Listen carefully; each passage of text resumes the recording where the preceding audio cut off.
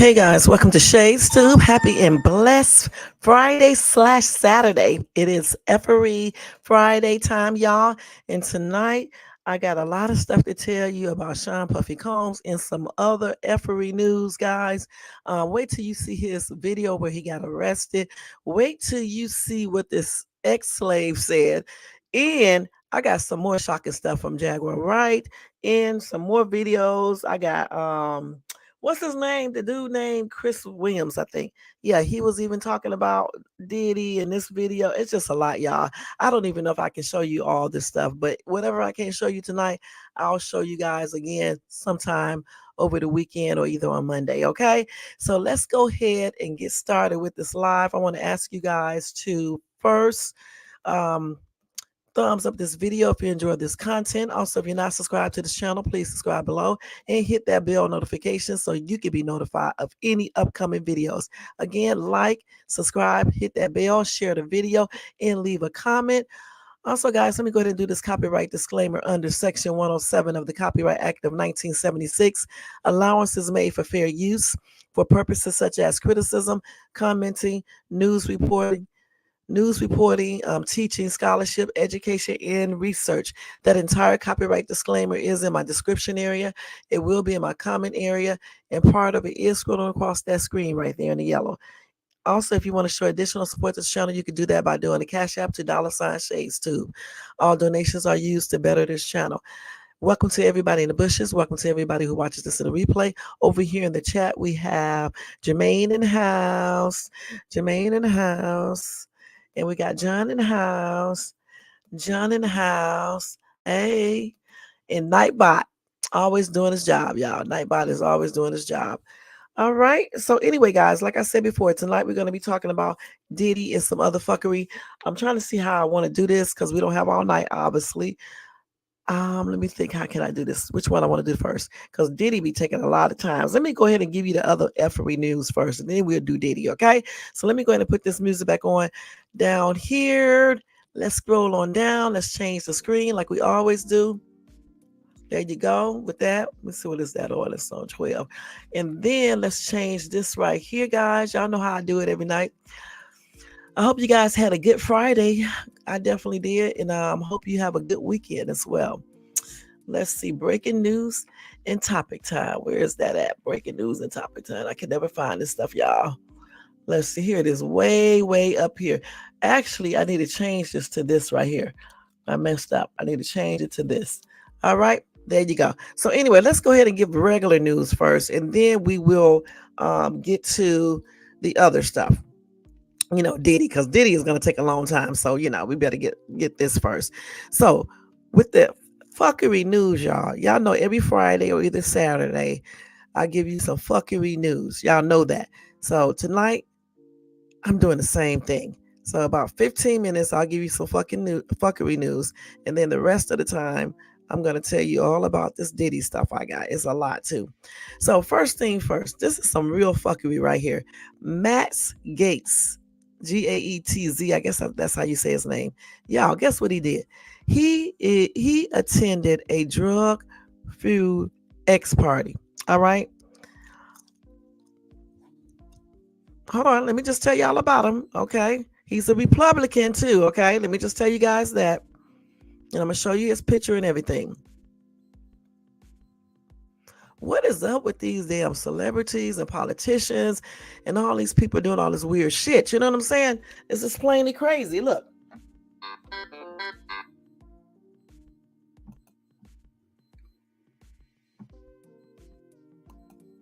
So anyway, they said the Justice Department investigated the TX allegations against Gaetz, ultimately deciding not to charge the lawmaker.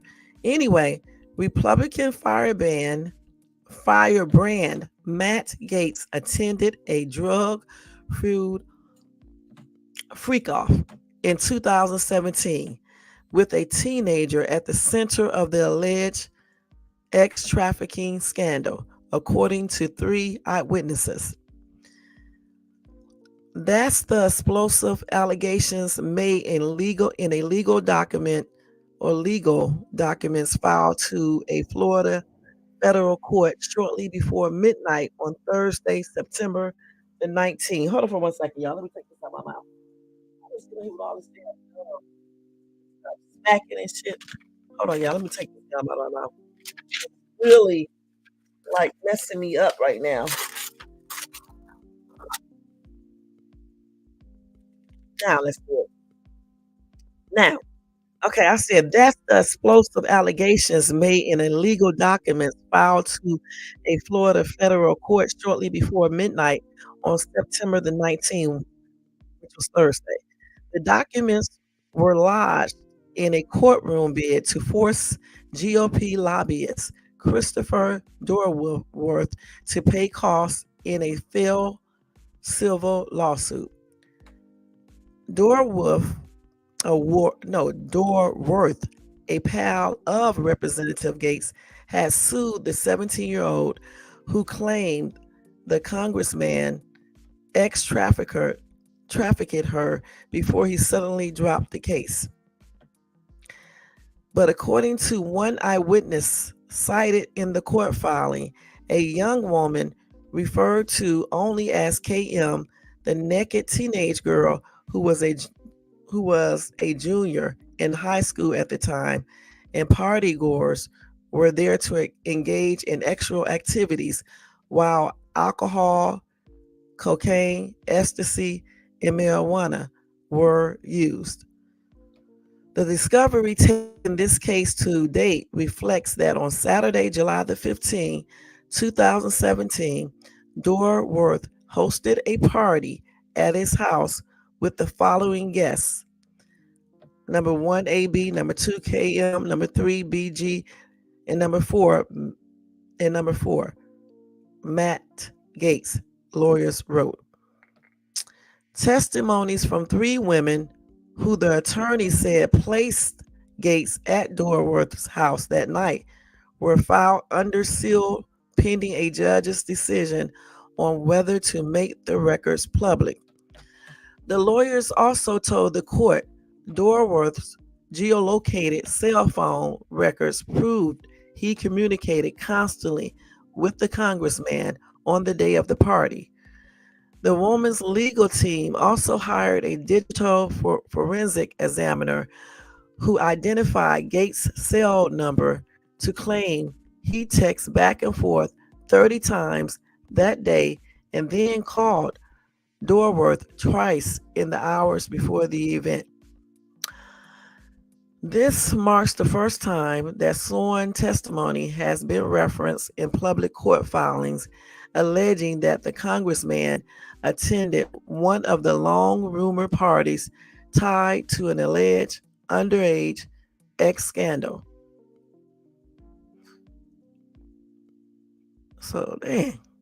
Now, in 2022, federal prosecutors commenced an investigation into Gates' personal conduct, and specifically allegations that he was part of a scheme that led to the trafficking of the 17-year-old. Prosecutors spent months investigating the allegations, but the case stalled over concerns about the credibility of witnesses and a lack of direct evidence implicating Gates. Anyway, y'all, the female witnesses have said they were paid to attend parties with Gates and a former friend, who is ex-Seminole County Tax Commissioner Joel Greenberg. They said there were drug use and X took place.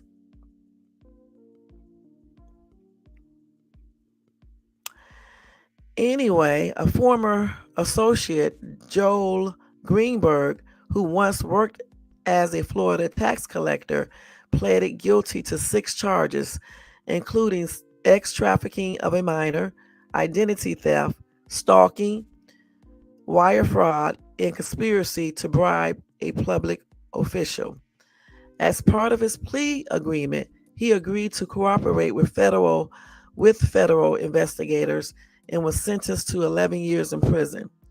Gates has long denied allegations that he has ever had sex with a minor or transported the alleged victim across state lines to engage in the P word, or that he obstructed justice to cover up his actions. In 2021, Gates appeared on Tucker Carlson's former Fox News show and claimed, "The person does not exist. I have not had a relationship with a 17-year-old. That is totally false." Donald Trump loyalist Gates, a member of the Freedom Caucus known as the MAGA Squad, has not yet commented on the most recent court filing. Well.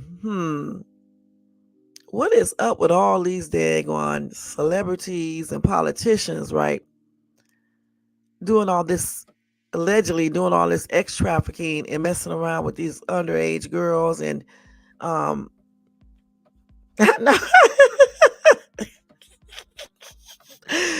and getting these girls, you know what I'm saying, bringing them to their house, giving them drugs. So I guess Sean is not the only one that's been doing stuff, huh? It's a lot of them. So Matt Gaetz, huh? Very interesting. Let's see what some of these comments are saying. Gigi said that's why his ass has been so quiet lately.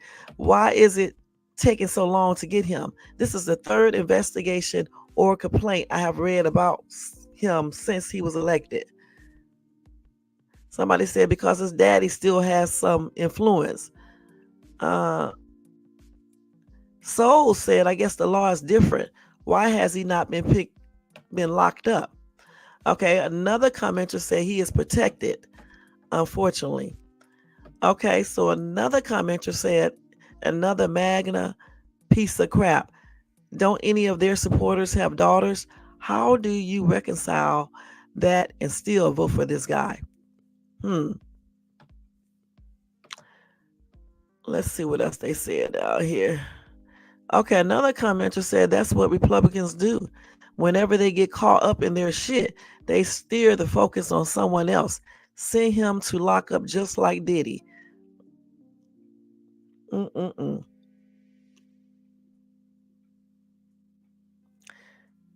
Okay, somebody says it's about time. Put that, you know what, PEDO in jail where he belongs with DeSantis and felon thug rap sheet Trump too. Okay, let's people with these comments.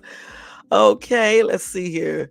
Okay, another commenter said, drugs, underage girls, Florida, Republican, of course. Okay. Oh, somebody said he was boasting about Red Bull and Viagra to his DC friends. He's disgusting. Woo, somebody said he's a disgusting pig and he needs to not be in politics. He should be in prison. Okay, another commenter said that poor kid was RAPED.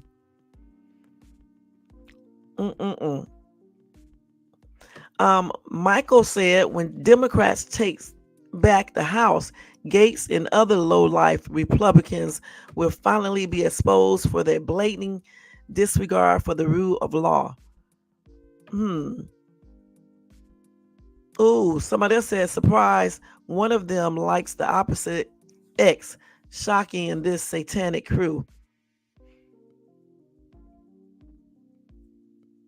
Another commenter said, all this accusations and where's the indictment?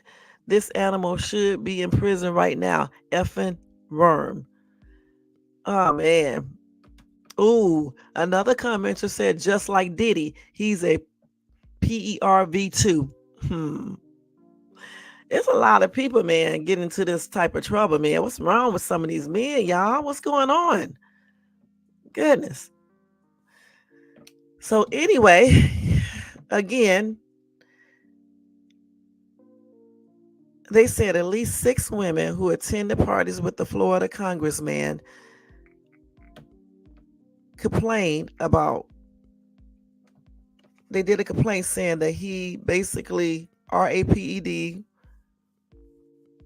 also X-trafficking, and what else? He paid one 17-year-old girl who crossed state lines for SEX, allegedly. So basically, some of the same charges P. Diddy is being accused of.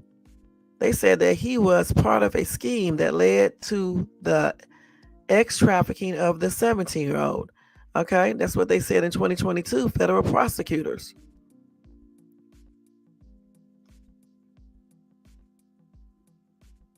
Let's see.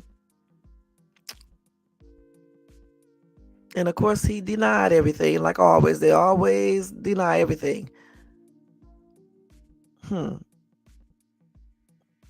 So again, a lot of these people have been, not a lot, but some people have been charged with, or not charged, but they try to, charge them, find information that they have been doing this type of stuff, ex trafficking, having ex with underage girls, paying them, and things like that. This is just another person added to the list, point blank. And that's some effery news right there. Okay. For real, for real. We're going to be looking into this to see what's going to happen. What's going to happen in that case. These people crazy, man. It was on this daggone news. Okay, so let me go ahead and give y'all some more effery. Hey, Tony Bands, what's up? What's up? What's up? Okay, so I got some more effery news. Here we go right here. Let me get this other story. It's about the mayor. Okay, hold on, let me find it. Excuse me, y'all. I have to find. I got a lot of stuff on here. Let's see. Crazy. And I was just looking at it a few minutes ago, and then I started looking at something else. Wait. First, let me tell you this story. A husband, you guys, who whispered in his wife's ear before unaliving the mom of 5 during family Bible study at sister's home as divorce papers sat in car is locked up for decades. Now, this man is absolutely crazy. This is some effery just to be doing this type of stuff, period. You know what I'm saying? Anyway, this dude, he looked like he crazy as hell. Hold on, let me show y'all.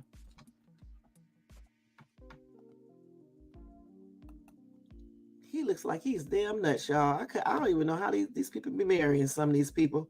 Okay, for real. How they even, be like dating these people? Damn. Okay, anyway. Months after pleading guilty to second-degree murder, a Minnesota man was sentenced to serve more than 3 decades in state prison for stabbing his wife, a mom of 5, 10 to 20 times with a hunting knife in front of family members at a Bible study, y'all. The violence unfolded just moments after he whispered something in the victim's ear that prompted her to shake her head no. I wonder what he said. Okay. 40-year-old Robert Castillo was sentenced Friday to spend 33 years in prison for unaliving 41-year-old Corina Woodhull, and he must serve at least 2/3 of that sentence before he can be released. And this is according to local CBS affiliate WCCO. Now, at sentencing, Woodhull's still grieving mother reportedly revealed that she found divorce papers in her daughter's car after she was unalived. She knew it was time to walk away, and that's why she's unalive. That's what the mom said. Now, according to the St. Paul Police Department, cops were called to the home of Castillo's sister, where the Bible study was held, around 9 p.m. on March the 21st, 2023, more than a year ago now. When officers arrived, they located an adult female who was suffering from an apparent stab wound to her upper body, cops said, noting that family members tackled and disarmed her admitted iller until police arrived. Multiple witnesses on scene were holding an adult male suspect. Castillo's sister told police that she hosted the Bible study group at the home on Tuesday nights and that Woodhull and Castillo had arrived together and sat on the couch. Once there, Castillo, a man with numerous felony convictions on his record, had apparently been holding Woodhull's hand. He kissed her and whispered something into her ear before pulling out the hunting knife and stabbing her repeatedly. Castillo's brother, who was also at the Bible study, reportedly told police that Woodhull and Castillo had been having marital issues, hence the discovery of divorce papers. Witness reportedly told police that they saw Castillo stab his wife 10 to 20 times and that Woodhull had pleaded for her life. She said, "Don't let me, DIE." One witness recalled Woodhull saying, according to Kansas City Star report. Now, according to WCCO, Castillo had an active warrant out for his arrest at the time of the stabbing, and he had failed to appear in court in connection with charges that he had assaulted a prison guard while being an inmate at a correctional facility in Stillwater, some 20 miles east of St. Paul. Castillo reportedly had 8 prior felony convictions, including an assault charge for allegedly beating the purported mother of his child with a hammer. Now, why in the hell did this other lady get with him? Prior to her unaliving, Karina Woodhull had worked for Jewel Fairbanks Recovery Services and helped others with substance abuse. They said, "We are sad to report that one of our employees, Karina Woodhull, was tragically unalive last night. Karina has so much light, and she spread that light and positivity each and every day to our clients and staff. Karina was a force to be reckoned with. She had so much strength and was strong-minded. She had a huge heart and wanted to help others." The company said after news of her unaliving, she leaves behind a legacy here at Joel Fairbanks, and she will be truly missed. Please keep her family, our clients, and staff in your prayers. Anyway, Woodhull was the mom of 5 beautiful children and had a passion to help others experiencing substance use disorder and domestic abuse and violence. Castillo's lawyer had asserted that his client was a meth and heroin user who was in a state of psychosis when he stabbed Woodhull, KARE reported. That is crazy, y'all. So this man whispered in his wife's ear before unaliving her. He stabbed her to 5 kids, and they were at a Bible study. This is crazy, y'all. Let's read some of these comments. Let's see. Okay, so Richard said, "Why does he have to serve 2/3 of his sentence? Does his unalive wife get to come back after she has been unalive 2/3 of her RIP? I think not."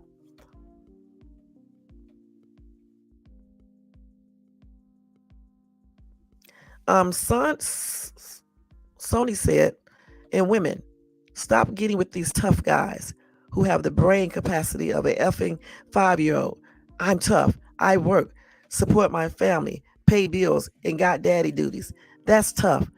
F with my family, and you'll F around and find out. That's tough. Not some mop-headed MFer with tattoos that can't spell words to write a effing sentence." Okay. Oh, wow. That was a trip. Okay, so Courtney said, "That is garbage and complete BS. You are victim blaming here, buddy." Somebody said, "Because, yes, she did pick a loser, and look at him." And then somebody else said, "That's garbage and complete BS. You are a victim. You are victim blaming here, buddy. I bet that she didn't know that she was going to be unalived by her husband.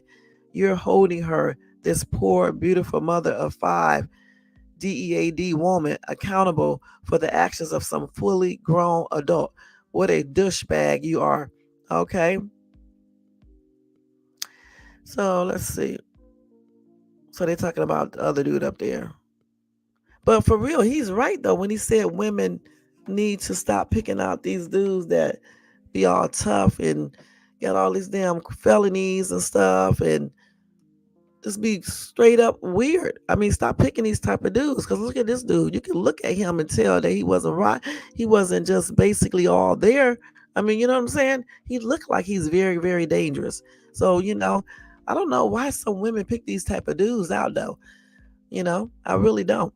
Anyway, my condolences are expressed out to her family members and her friends, co-workers, and anybody that knew her. And hopefully, justice is served on this dude 100%. I don't understand. He said he was going through some type of psychosis, probably from all the damn drugs that he take and things like that. But anyway, I hope justice is served on this dude. Straight up fuckery, what he did to his wife. It doesn't even make any sense. One more comment for him. Somebody said I could throw the switch on this evil piece of shit and sleep like a baby at night. How about you? Yep. Somebody said he looks crazy. I would have been scared to date him. That's what I'm saying. He looks crazy as hell. This man right here does not look like something or someone that anybody should want to date. I mean, look at him. Wait, hold on. Why?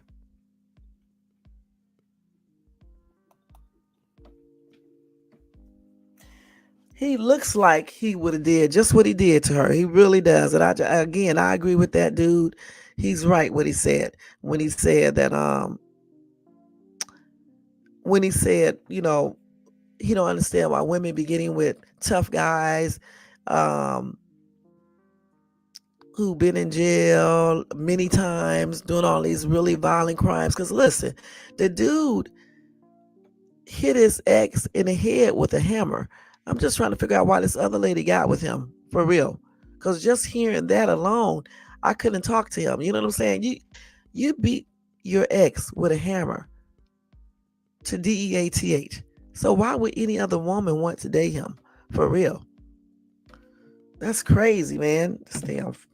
Hold on, y'all. Okay, let's go ahead and go to another one, right?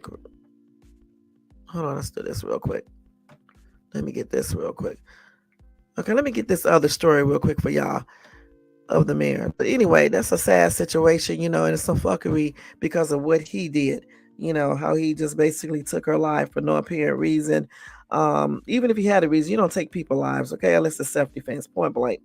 Unless it's self-defense. That is the only time I can actually see anyone taking someone's life. You know what I'm saying? I just, it's just plainly crazy, especially when you're talking about someone who's supposed to love you and things like that. In psychosis, he needed to be in a mental institution, point blank. Psychosis. Everybody always got a damn excuse every time they unalive somebody. They always blame me, their mental conditions or something like that.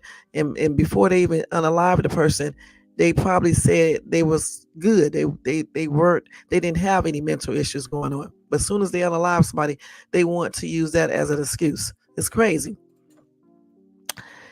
Anyway, let's go ahead and move on down to this next story. Hold on, let me go on up here. Damn, all these damn stories right here on Diddy is crazy. My whole phone is nothing but Diddy just about. So check this out. Out here in California, we've been having these damn wildfires, right? Now, this is some fuckery right here, for real, for real. Okay, a California firefighter was arrested for allegedly, I almost got to laugh. Oh my gosh.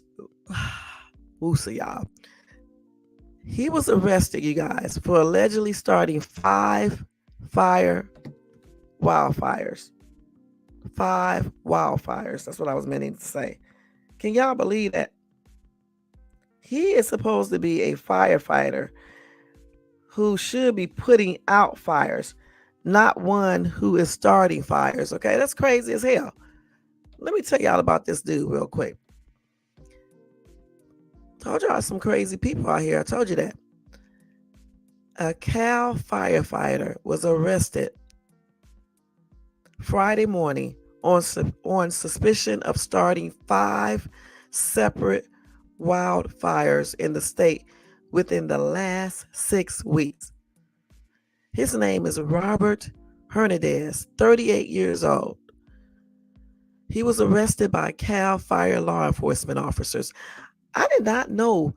Listen, this is new to me. I did not know they had firefighter law enforcement officers. Did you guys know that?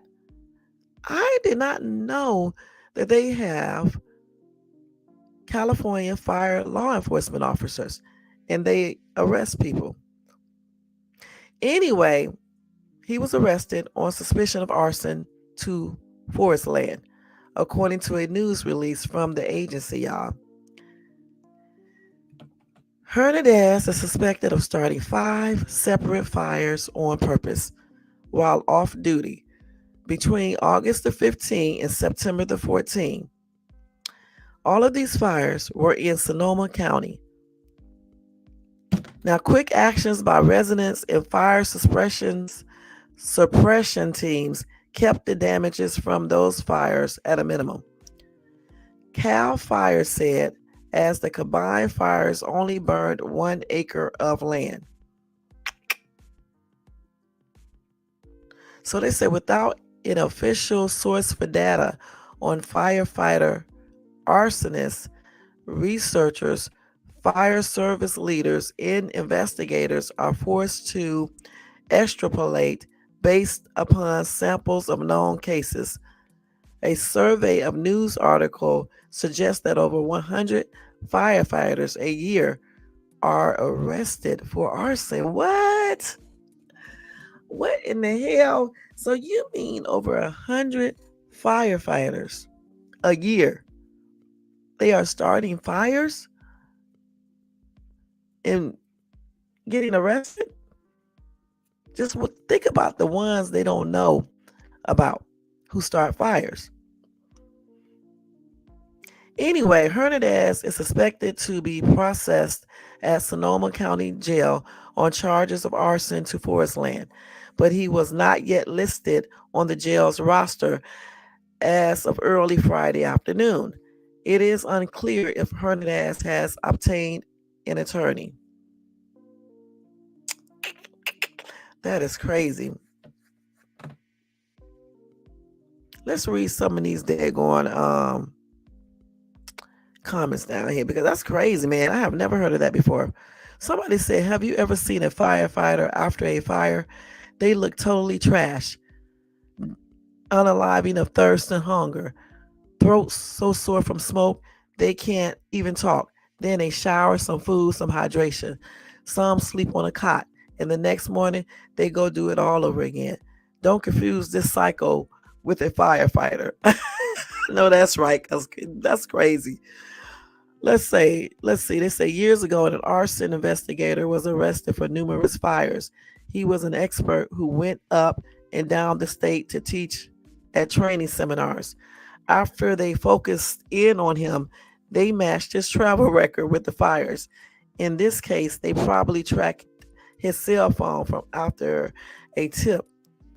Those records will show exactly where he was. Another commenter said you cannot trust firefighters anymore. To hire firefighters, they really need to check their background. I hope those firefighters will get a life in prison or the you know what penalty. America need a strict law. I don't think they need to get no penalty unless they cause people to lose their lives, okay? They just need to be in jail forever. But not that penalty. That's for people who unalive people on purpose and things like that. But if they start a fire though, if somebody gets unalive, then they may need to be on that then. But if they didn't cause anybody to lose their life and they just lost property, they just need to be in jail, in my opinion, prison, for life, because that's plainly ridiculous, I mean, who does this? You got firefighters starting fires out in the forest, unaliving animals and everything. That's crazy. That's some effery right there. And I wonder what makes them do that. Firemen, some of them. Why do some of these firemen decide to start fires? Somebody said this man is a disgrace. How embarrassing. This is a fireman talking. That's crazy. Hmm. But anyway, that is some fuckery news, y'all, man. That is really fuckery news. It truly is. Oh man, these people are nuts. Okay, so let me tell y'all this fuckery right here. Now I don't know for sure if this is really some fuckery, okay? But it just sounds like it is. And what time is okay? Then we got to move on. I got to tell you about the mayor too, and then that's gonna be it with the fuckery news on this from these different news articles. So a retired Area 51 engineer breaks his silence. He said there is an extraterrestrial race working with us. Okay, let's see here. We're not going to read all this. So he said that, let's see. We're not going to read that. Okay.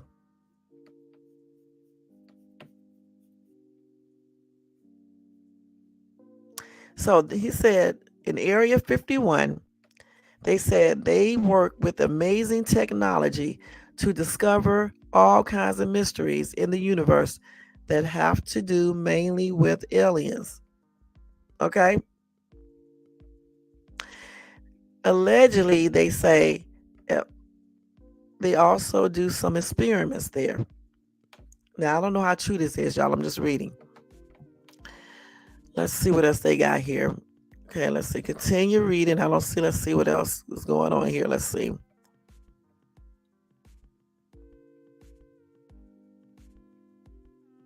They also claim they in some area there they create hybrids between reptiles and humans.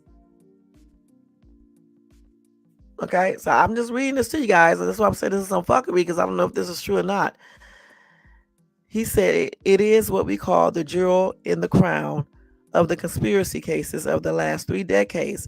And if we talk about Area 51, we will talk about some secret and top secret government cases that year after year dissipates like a dropper.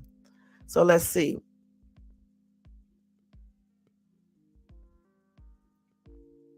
So let's see. So they said, however, recently it was discovered in a video of an engineer who worked in Area 51 called Bill Uhouse, in which he states that he received the help of an alien to know how to handle a flying saucer. Okay.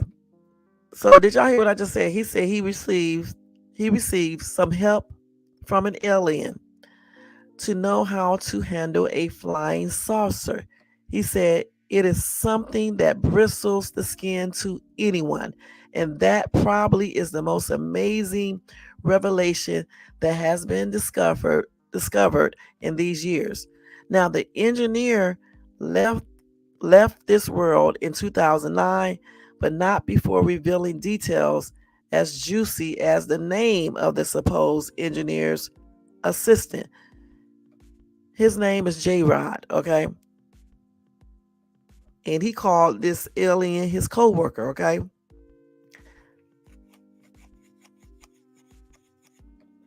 Let's see. And that's it. Let's see what else they got here. Okay, so he revealed some more secrets. He said there is some massive underground systems with experimental laboratories and reverse engineering workshops.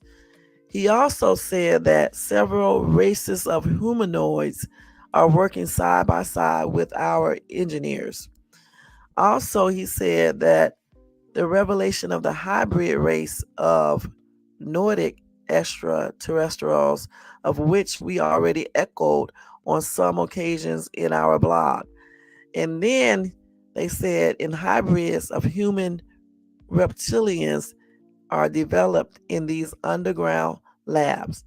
Okay, now let's see what else. Okay, so let's see here. Now they said one of the last things that revealed the ill fate O House was the treaty signed by the same Eisenhower to start an exchange friendly with the extraterrestrials between technologies, which brings us to the following questions.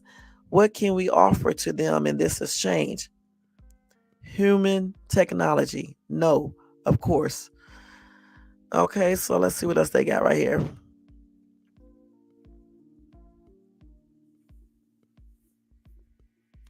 Okay, so that's what he revealed, you guys. So I don't know if this is true. I don't know if this guy was just tripping. I don't know. You just never know with Area 51. I mean, this could be true. This could be some fuckery. I don't know. But the thing is that this is what this dude, Old House, said before he passed on. And you never know what may be happening out there. You know what I'm saying?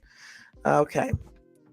Now, wait a minute, let me read some of these daggone messages real quick. Hold on. Go back to the story. Let's read some of them and see what they're saying. Somebody said these are not extraterrestrials. These are people driven by the same evil in high places. There are demons amongst us. Okay? And then he said, the rest not because they know their time is coming. Jesus is king. Seek Jesus and repent from sin. Okay, let's see. The next one said, I believe it. I'll be honest. I don't have a high IQ. I'm pretty good at fixing cars. But other than that, my girlfriend is really the brains of the operation. But still, I believe it. Okay, let's see. Another commenter said, we hear so much about Area 51, but did you ever stop to think what's in I-50?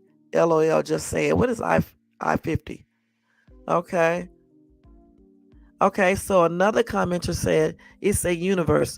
We are not the only ones here. People who are scared of what they don't know call it evil. Another person said, it's not aliens or Bigfoot. It's all demonic operations and or entities. I agree with that person. Rachel said, get the F out of here. All right. Somebody else said, who? Magus? Okay. Laura says she's seen them on more than one occasion. Once in Florida and then once again in Arizona. Okay. Somebody else made a joke when you said aliens. Okay, let's see what else. Okay, so Blaze said, we already know this, plus there is a galactic 5 plus 250 other different species. Some want our planet for themselves. Some view us as a food source. Tis come in the galactic 5 to make sure that doesn't happen. And then somebody else replied back and said, dude, dude, you're a dumbass. All right, let's see. Okay, another person, Michelle, said they wanted us humans to experiment on, to learn to heal us by causing disease and to fulfill their parts in the Bible against God. Look in 1 Corinthians 8, chapter 5th verse. There are many of these so-called gods and lords, and they think by hiding and using force, they can make us believe it's God. There are some of them that are trying to unalive our spirit people to say an alien is Jesus. I know I have some living under my land. The government gave me to them for 6 days, and I woke up with marks on my body, and they were using B2K. It's technology that allows them to talk to people and no one else can hear. They burn, they cut us, they control us. They do visions and dreams. They stole God's mask to hide things in the earth, and they caused the black holes that spins lights. Look up targeted justice. They haven't put it all together yet, but I know I am a targeted individual. Look up magnetic weapons that allow people to control people, and it causes heart attacks and car wrecks. Look up directed energy weapons. Okay, Michelle, girl, I'm glad you out there in Tennessee. Damn. All right. Whew, these people need to say some weird shit. Okay, y'all, let's see. Lucy said, no secret here, but who is working with who and why? And George said, we were never alone. All right, y'all. So there you go. Hey, I don't know if this dude U-House was telling the truth or if he was just spreading some fuckery, okay? But it's still some fuckery news, so I had to tell you. Got that right. Damn. Probably so. Shit. Okay, probably so. So let's see. This mayor story. Then we're gonna be finished with this type of fuckery and go on to Diddy. Some juicy, juicy fuckery. Okay, hold on. Let me go on down. Let me see this mayor. I'm trying to find this little story real quick, y'all. Hold on. That Matt Gates is a trip. Okay, let's see. Diddy, doctor. Listen, this is another fuckery. I gotta give this to you real quick. A doctor, 42 years old, y'all. He was diagnosed with stage 4 colon cancer after dismissing his first symptom for almost a year. The why this is fuckery is because this is a doctor and he did not even realize what his first symptom was until almost a year. 42 years old. Let's check the story out real quick.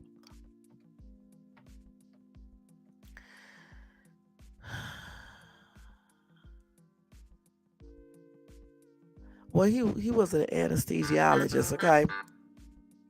So let's put that there. Let's see.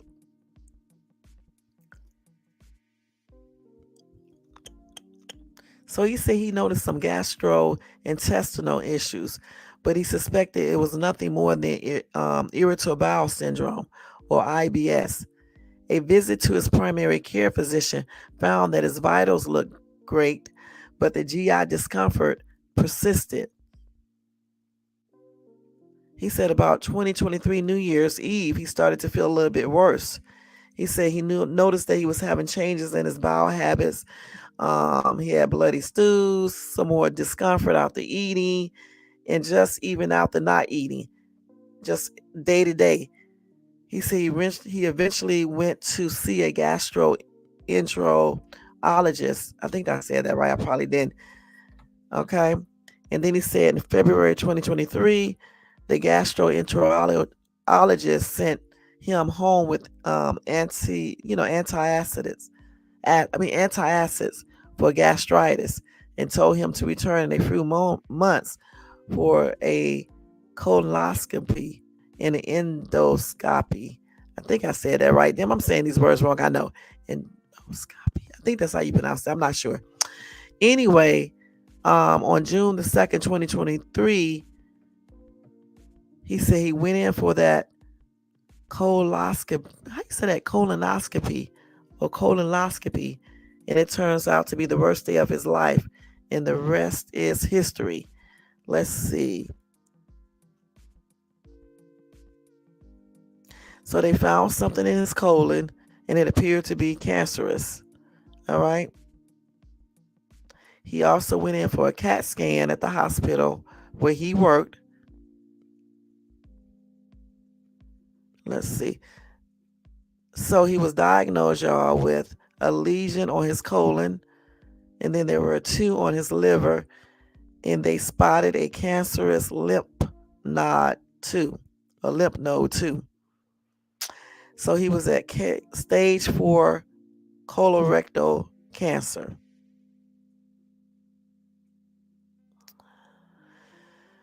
So anyway, he ended up getting treatment for that. And he eventually beat it. But the thing about it is that he had a symptom for about a year, but he didn't pay any attention to it because he thought he was just having some, stomach issues that wasn't serious.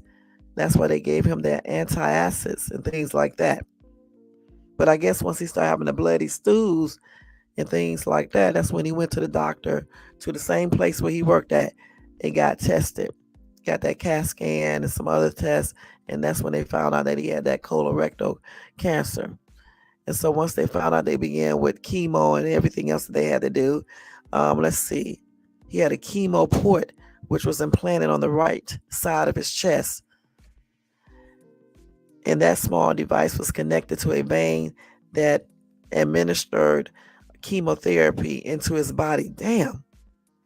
And then he had 5 cycles of systemic chemotherapy, which allows the drug to travel throughout the body.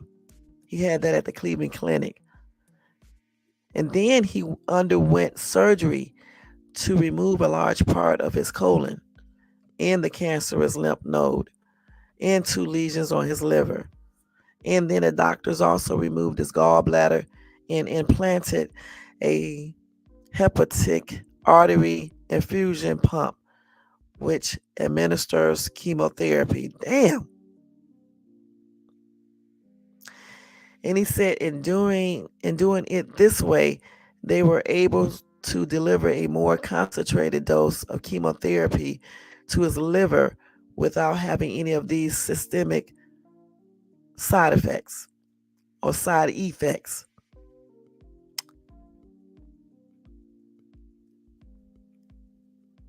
And so at present, he still has both the port and pump, and experts said that he would have that attached to him for at least another year. He also said he is now in the most critical window of treatment. While there is no evidence of disease, doctors plan to monitor him for 2 years following his surgery. He has 1 more to go, 1 more year.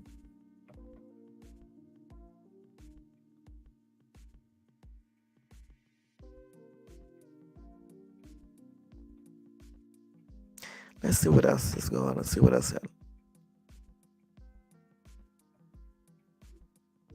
So I guess he's still fighting, and let's see. Let me see what they said at the end. Yeah, he's still fighting it, you guys. Let's see.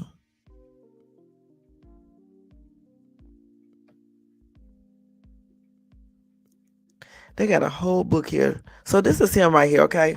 And then I'll just tell you about him, what he's doing now. This is him right here. I'm just scanning through this whole story because it's a real long story.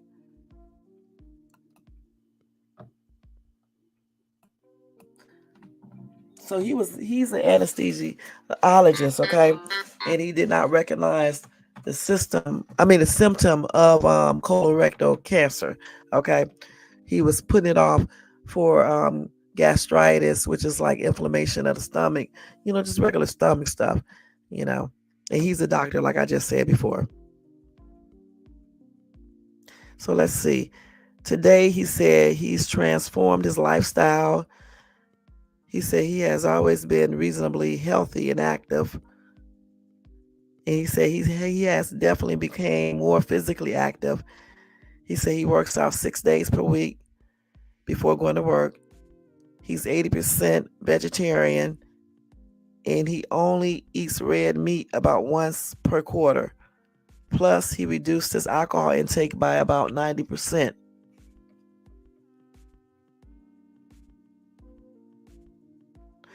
He said, no matter what, I think nothing will be normal again. It's a new normal. He said sometimes it feels like he must take a half a step back to take a few steps forward, but he's hopeful. He said there is always going to be a little hiccup here and there, and nothing is going to be easy or smooth. But given what they have already been through, he said he thinks everything is moving in the right direction. So hopefully, he pulls through this and be able to beat the cancer 100%. He's been through a lot of stuff though, for real. Damn. I didn't even know they can put stuff inside you like that to do chemotherapy. What do they call that? Some type of systemic thing they put in him. I didn't even know they could do all this stuff.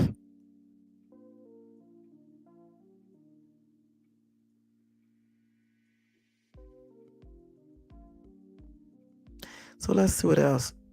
Somebody else in here on this comment section said, I am also a stage 4 colon cancer survivor, diagnosed at age 36. That was 22 years ago. She said, remember, cancer starts with kin, and you can do this. All the best.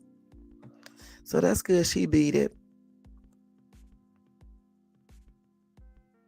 Somebody said, does not surprise me about the doctors dismissing it. My doctors dismissed me complaining of how I felt for years. It ended up I had stage 4 Hodgkin's disease. The curable cancer, yes, if caught early. I had lumps inside of me instead of visible ones on my neck or someone else or somewhere else. There they were in my throat, chest, abdomen, pelvis, in my back. They should have looked further into it if I had no visible signs. Aren't they taught that? I guess not. It was easier for them to say I was too young to have cancer, and it's all in my head. I had fevers, night sweats, exhaustion. They put me on Paxil for it being in my head. And then she said, bastard. My doctor, after my surgery, he whispered in my ear, you can't blame this on me. I said, the hell I can't. It was a freaking nightmare to get rid of. You know your own body. You know when something is not right. But the stupid doctors just don't listen. I was 26 now. I was 26. Now I am 57. But I have a lot of illnesses from the chemo. I had a stem cell transplant, and the chemo for that is the strongest chemo. Damn. That's why I'm gonna tell you straight up. That's why when you feel like something is wrong with you, you don't just listen to one doctor if he's not listening to you. You go to and get another opinion, and then go from there. You just don't listen to them, especially when you know something is not right, because sometimes they definitely overlook stuff, and then they be having all these different patients and stuff. Some of them be just trying to hurry up and get you out the room anyway. So yeah, it's just a good thing to, go to a different doctor if you feel like something is wrong versus just listening to them. But anyway, hopefully this doctor be okay, and beats the cancer completely. And my prayers are with him and his family.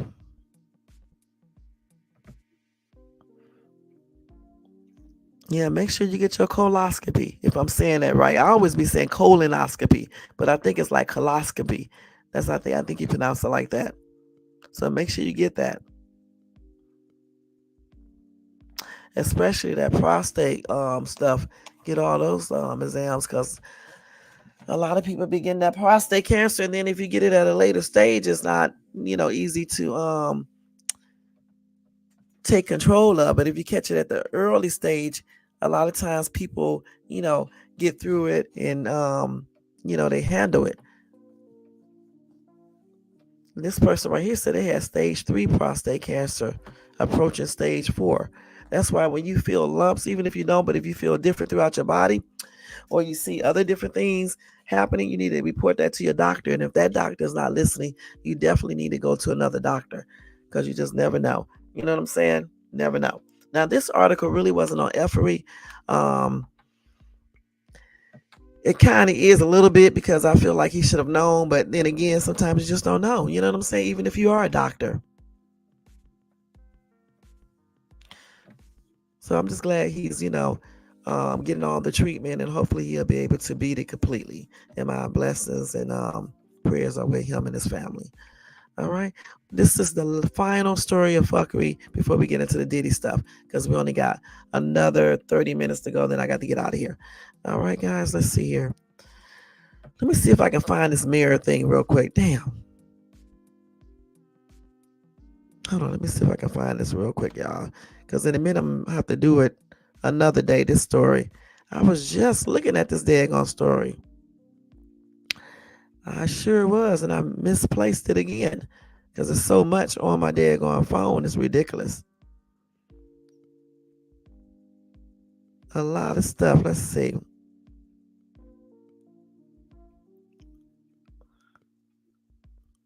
So here it is right here. A mayor and his wife, y'all, allegedly beat daughter unconscious with broom. And then they threatened to hurt her by earth slamming her down the stairs. What the hell is earth slamming? What is that? I never heard of that before. Anyway, this mayor and his wife, let me show you. This shows you just because you have a high position, it doesn't mean that you do everything the way you should do it. And it doesn't mean that you're a good parent either. Damn. Anyway, the mayor of Atlantic City, New Jersey, and his wife, who is the head of the city school system, have been indicted on charges that they allegedly beat and verbally abused their teenage daughter. Damn. Mayor Marty Small Sr., 50, and Superintendent Lacretta Small, 47, are charged with second-degree endangering the welfare of a child. The mayor was also indicted on charges of third-degree terroristic threats and aggravated assault. Wow. And that's according to the Atlantic County Prosecutor's Office. He also said the abuse is alleged to have happened over multiple occasions in December and January. Listen to this, y'all. During one incident on January the 13th, 2024, Marty Small Sr. is alleged to have hit his daughter multiple times in the head with a broom, causing her to lose consciousness. Another incident on January the 3rd, 2024, alleged that Marty Small Sr., during an argument with his daughter, constantly threatened to hurt her by earth slamming her down the stairs, grabbing her head, and throwing her to the ground and smacking the weave out of her head. Okay. Prosecutors said Lacretta Small repeatedly punched her daughter in the chest, leaving bruising. In another incident, she allegedly dragged the girl by her hair before beating her with a belt on her shoulders, which left marks. She also punched the girl in her mouth during an argument, prosecutors claimed. Now, Philadelphia NBC affiliate WCAU obtained an arrest affidavit that laid out more of the case. The girl reportedly admitted she had previously invented abuse claims because she was upset they would not let her go out with her friends.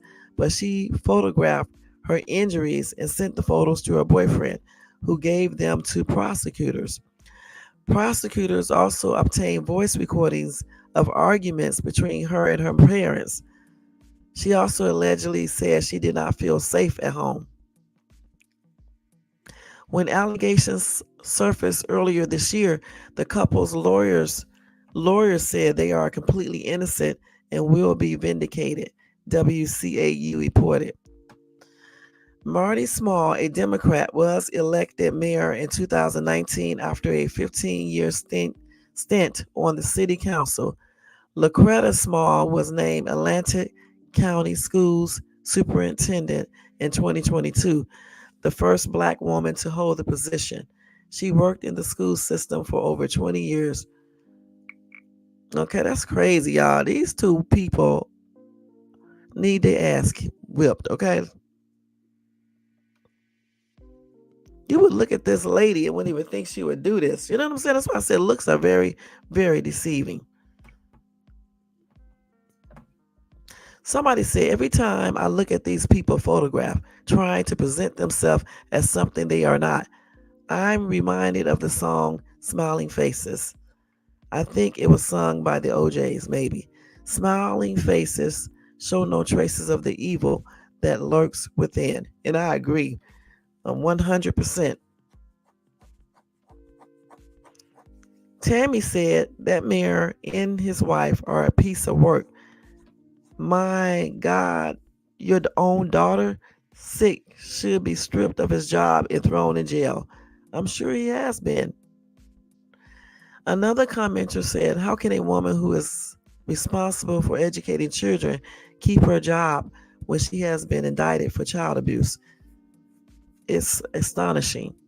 The ACBOE should be ashamed of themselves. Okay, but anyway, I hope this girl will be okay, and hopefully justice is done to her mom and dad, because what they did is completely crazy. And it is straight up some fuckery, y'all. I mean, what would possess them to be abusing their daughter like that? Talking about earth slamming. What the heck is earth slamming?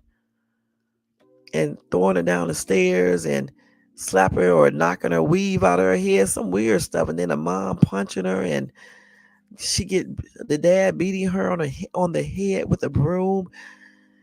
Just plain to be crazy, y'all. I'm not gonna lie. And like I said, hopefully justice is served on these two people. And my prayers are with the little girl. Mm-mm-mm.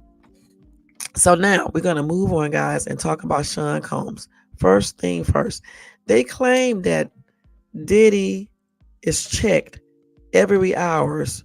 Every hour with a flashlight as he remains on the S watch in jail. All right. So, according to various reports, they said that Sean Diddy Combs was placed on SUICIDE watch. Okay. Now, let's see.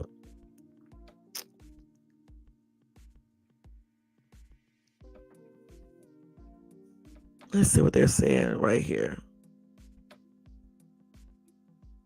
Now they said Diddy isn't on S watch because there's in any indication that he is suicidal, according to Sam. He claims it's because of the jail's reputation. All right. Now, a previous prisoner in MDC Brooklyn was a PEDO Jeffrey Epstein. He passed on in the prison by, suicide. Though there were people with the conspiracy theories saying something else. Anyway, at that facility, they said that a SUICIDE watch is when somebody is literally taking a flashlight, checking you out in your cell every hour to make sure that you are okay. He said at night they shine it right in your face. You have to have your head above the covers. So it's a very, very invasive situation that he's in. They also claim that Diddy's cell is about 6 feet by 9 feet. It contains 2 metal bunk beds. You are giving a one-piece mattress, so the mattress and pillow are all in one. You're giving a blanket, one uniform, and let's see what else they say. And they said while you're in the SHU, you're giving a finite or limited amount of commissary. And then there's a steel toilet, in sink, and maybe a small writing desk. That's it. So that's what his jail cell is like. He also said it's also a noisy environment for Diddy. People banging on the cell blocks all night. They are yelling, they are crying while he's by himself. He's in hell. It's unbelievably loud. It's not like you have a pillow to put over your head. He said, yes, you might be able to take off your shirt and put it over your head, but that's it. So there's no peace and quiet just because you're by yourself. Let's see.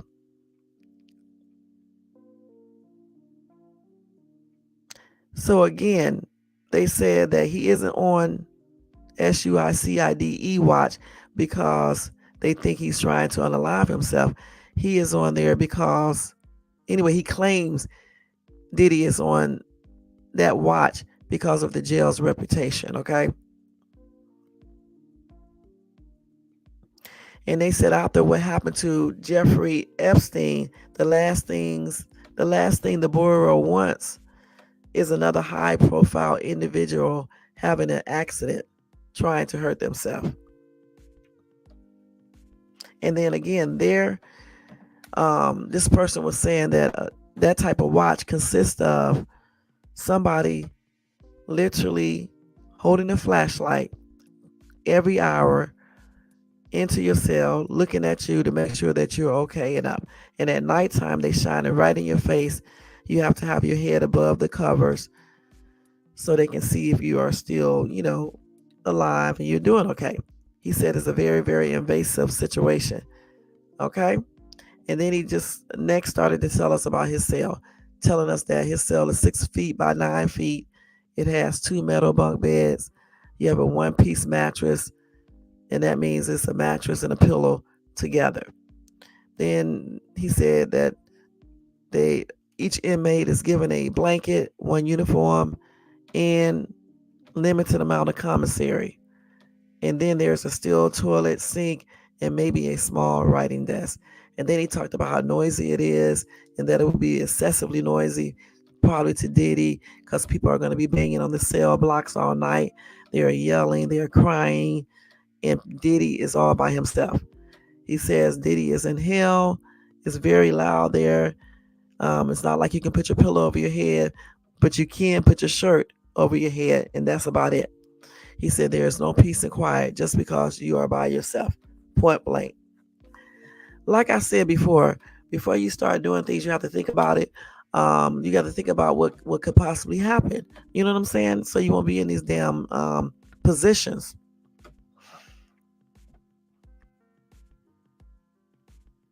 Somebody said he'll have plenty of time to write more rap crap and get richer. There are plenty of young, gullible kids to buy it. Somebody said, let's be fair to him. Treat him with respect till his trial. Okay. Anyway, that's what it's like for him, y'all. All right. So let me go ahead and tell y'all some more stuff about him. Okay. Hold on. Let's look at this little video right here. Hold on.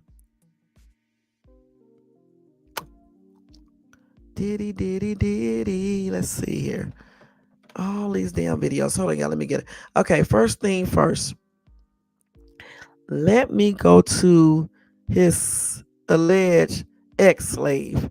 Let's get that video on here. I got to find it first, y'all. So, okay. Anyway, in 2018, y'all, a man named Jonathan Oddi, ODDI, who claimed he was Diddy's ex-slave, opened fire inside of Trump's National Duro Golf Club and was taken into custody. When he got into custody, he was talking to one of the detectives, I guess, and that's where he started telling the detective about Rick Ross, DJ Khaled, and Diddy. Okay, so we're gonna see this real quick. Hold on, let me see if this is it. So just listen to this real quick. Hold on for a minute. Let me turn this off and turn this music off and everything. Hold on.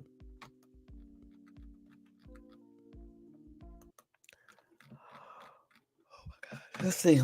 Let me get this damn thing. Where's this thing at? Okay. So listen real good, okay? Having sex with Diddy and Cassie. Okay, it's not good. He drinks all the time. Alright, he calls it cheap juice. Let's liquid cocaine. Alright. I've settled $4.125 million with Diddy. I've settled $4.125 million with Diddy. Okay, but he's scared that I was going to expose him. I don't want to talk about Diddy right now. I want to talk about you. Help me understand you. I mean, who? This is what he did. So we're going to put this down, let that do like this, because we don't need to show this for you. Then they're going to go back to the tape. Exchange of gunfire right out of a Hollywood action movie. We're not going to show that part. On Friday, he opened fire inside President Donald Trump's luxury hotel. Sir, I'm ordering that you stay away from the Trump National Doral Hotel. Police say that's where Oddi stole an American flag from, and that he went into the lobby yelling anti-Trump remarks before shooting the ceiling and chandeliers. Police say he then got into a gun battle with responding officers. Crazy, right? The battle goes on for nearly a minute before Oddi decides to make a run for it. Another camera capturing him still firing shots, even tripping on the marble floor. Oddi was shot in the legs as he ran away and was arrested after running up a stairwell. The accused gunman, Jonathan Oddi, faced a judge for the first time Monday. Mr. Oddi, you were arrested for 5 counts of attempted second-degree murder of a law enforcement officer. Combs. Puff Daddy? Yeah. P. Diddy, whatever you call yourself these days. Yeah, go ahead. I had sex with Cassie and Sean. Basically, he would masturbate and tell me what to do with Cassie. I was like a sex slave, okay? For them, that's what I was. That's all right?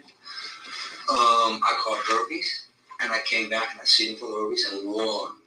But what did he say? Davis and Ross. Did he say he called herpes? Okay, they're gay. Who? Both.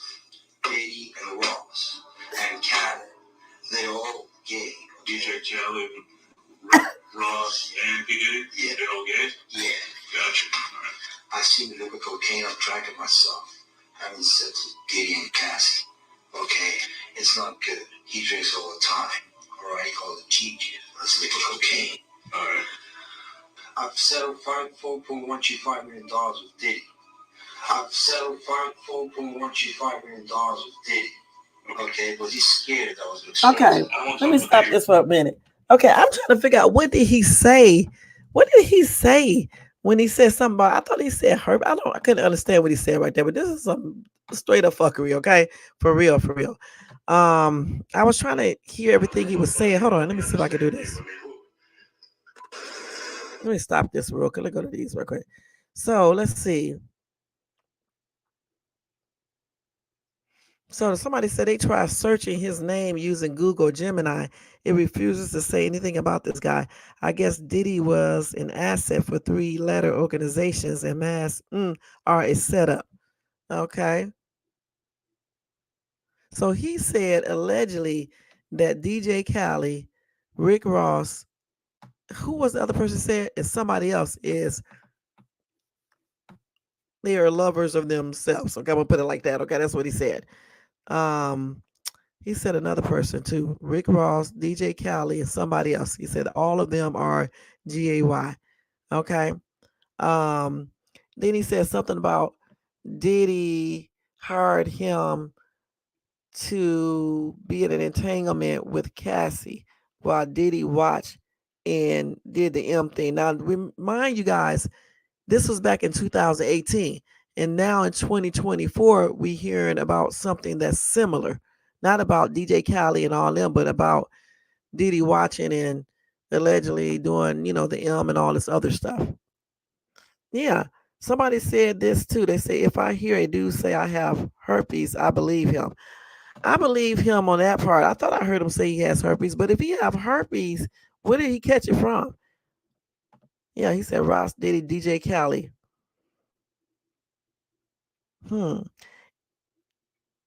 And somebody said he's delusional, not defending Diddy, but Diddy is not attracted to him.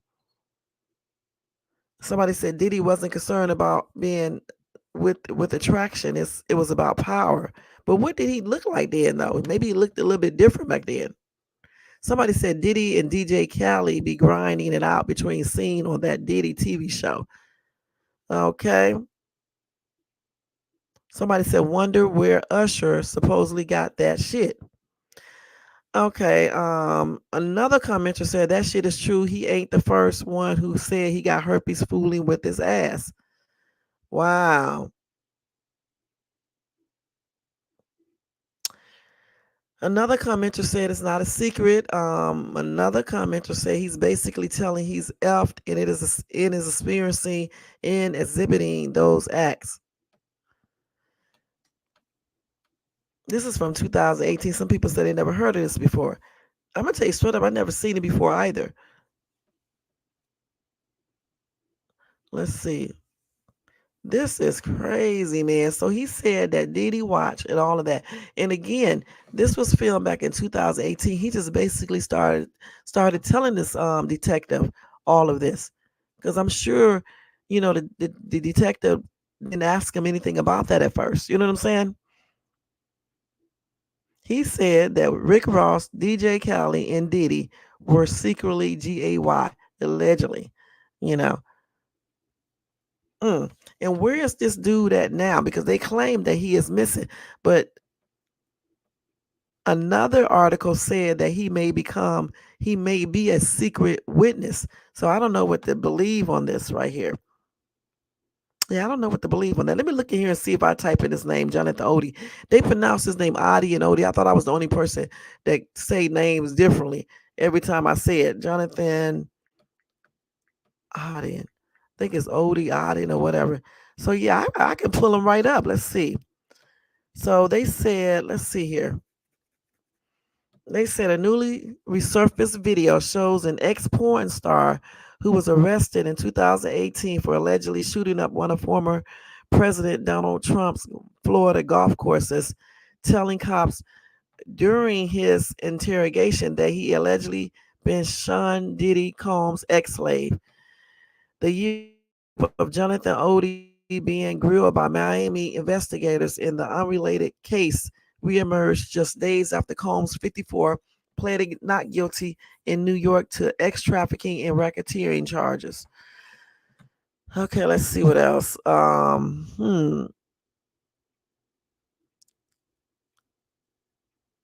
So this dude, Odie, was a former stripper and porn star. And that's why I say he probably looked a little different back in 2018, especially if he was a stripper. Now they say he was filmed acting bizarre, claiming to cops that he had ex with Combs and the rapper's ex-girlfriend Cassie Ventura. Let's see what else they got here. He said I had ex with Cassie and Sean. He would Masturbate and tell me what to do to Cassie. I was like a ex slave, okay, for them. That's what I was. He also claimed he caught herpes during the alleged X Fest with Combs and Cassie, and that he had taken liquid cocaine with them both. What the hell is liquid cocaine? What is that? They say his bizarre allegations were never um, validated and they were dismissed. However, they bear a resemblance to the claims detailed in Combs' recent indictment, as well as those Cassie laid bare in a federal lawsuit she filed against the rapper last November, in which she accused him of years long pattern of domestic and sexual violence. Odie claims about the embattled hip hop star were among several wild allegations and conspiracy theories that he spewed out soon after he was taken into custody over the Trump golf course shooting in May 2018. And this is him up close.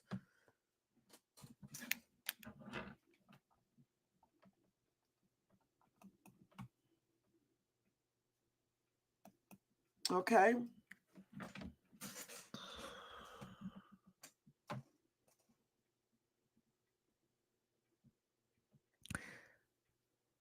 They said in that incident, Odie was allegedly caught on camera carrying a U.S. flag and ranting about Trump as he stormed into the lobby of the Trump National Doral Golf Club in Miami before exchanging gunfire with cops.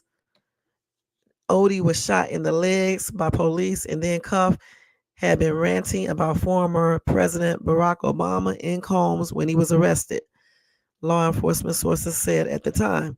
He doesn't like Obama. He doesn't like Trump. And apparently he doesn't like P. Diddy, the source said of Odie, according to the newspaper. Damn.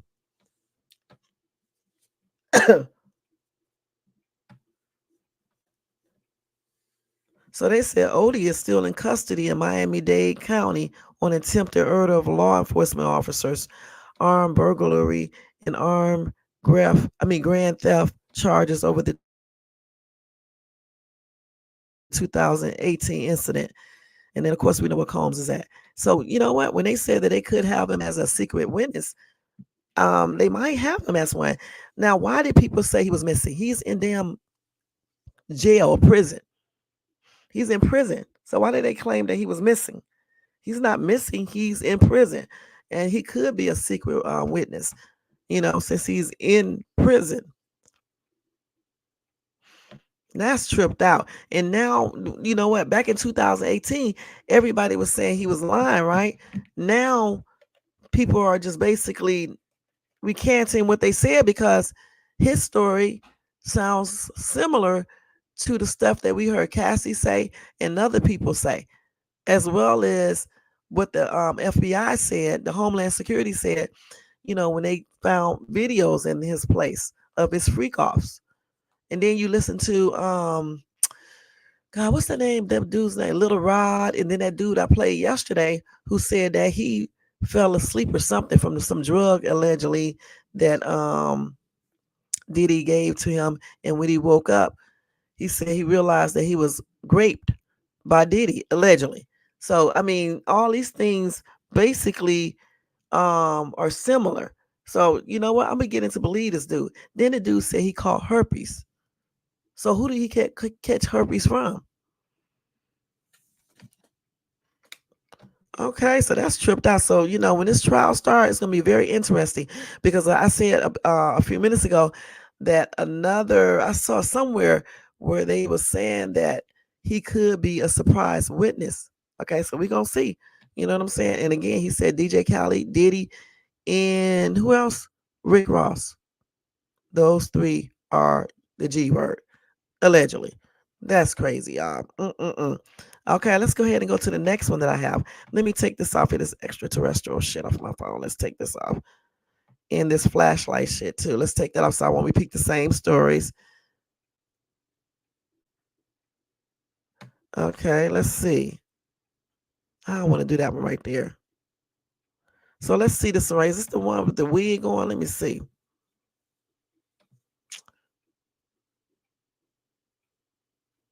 So they reacted to. Nigga was at Hold on. So AK is reacting to all the people that was at Diddy's freak off. So let's listen to this. Hold on. Y'all got to excuse my bloopers tonight. Y'all know at nighttime sometimes I'll be like halfway sleep shit. So excuse this. Any bloopers. Diddy party.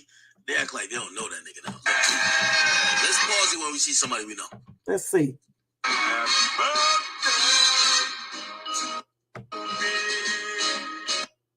Who was that? Mary, you know you was I damn well thought at that a was Diddy her. party. Stop the cap. So you got Mary. We see you. Oh, who was that? Arisha. Okay. This dude is crazy. Sean. Ooh, nah, we gonna get everybody. Who is that? Who is all? I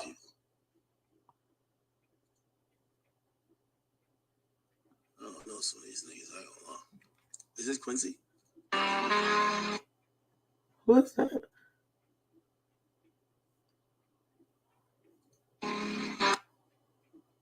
Go back.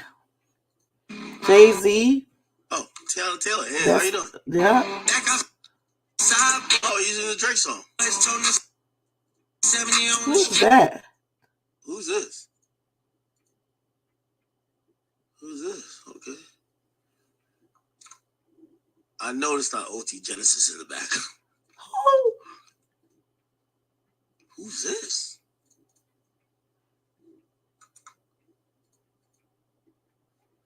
Nah, there's a lot of people who get this shit. Ain't this a nigga, Lil Meech's son or Big Meech's son? Am I tripping? You're Travis Scott, ain't it? Mm-hmm. Slit! French. Mm. Ain't that C Breezy? What? Okay. Yep. Is it? Is it Swiss? Yep. No, I ain't gonna lie. I expect Odell Beckham Jr. to be at some freak offs. Is that Jay-Z? Yep, that was him. I ain't gonna lie. Every nigga was at this nigga Diddy party. They act like they don't know that nigga now. Let's pause it when we see somebody we know. So, but we must say this: just because they was at this party right here, it doesn't mean that they was there at the actual freak offs. Okay, we don't know for sure. You know what I'm saying? But I mean, it's a slight possibility that some of these people were. You know what I'm saying? We just don't really know for sure. Let me look at this real quick. Let me cut this down. They got a lot of damn people in this thing. Let's see. I don't know how a lot of these people though, but some you do Mary J. Blige, like you said. Let's see who else.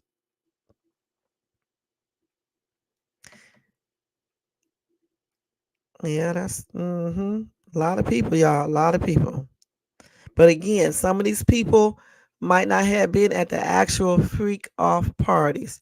Anyway, somebody said for years all you have heard about is Diddy's parties. I'm talking about from people from the White House, people, judges, football players, basketball players, singers, whatever they were at his parties.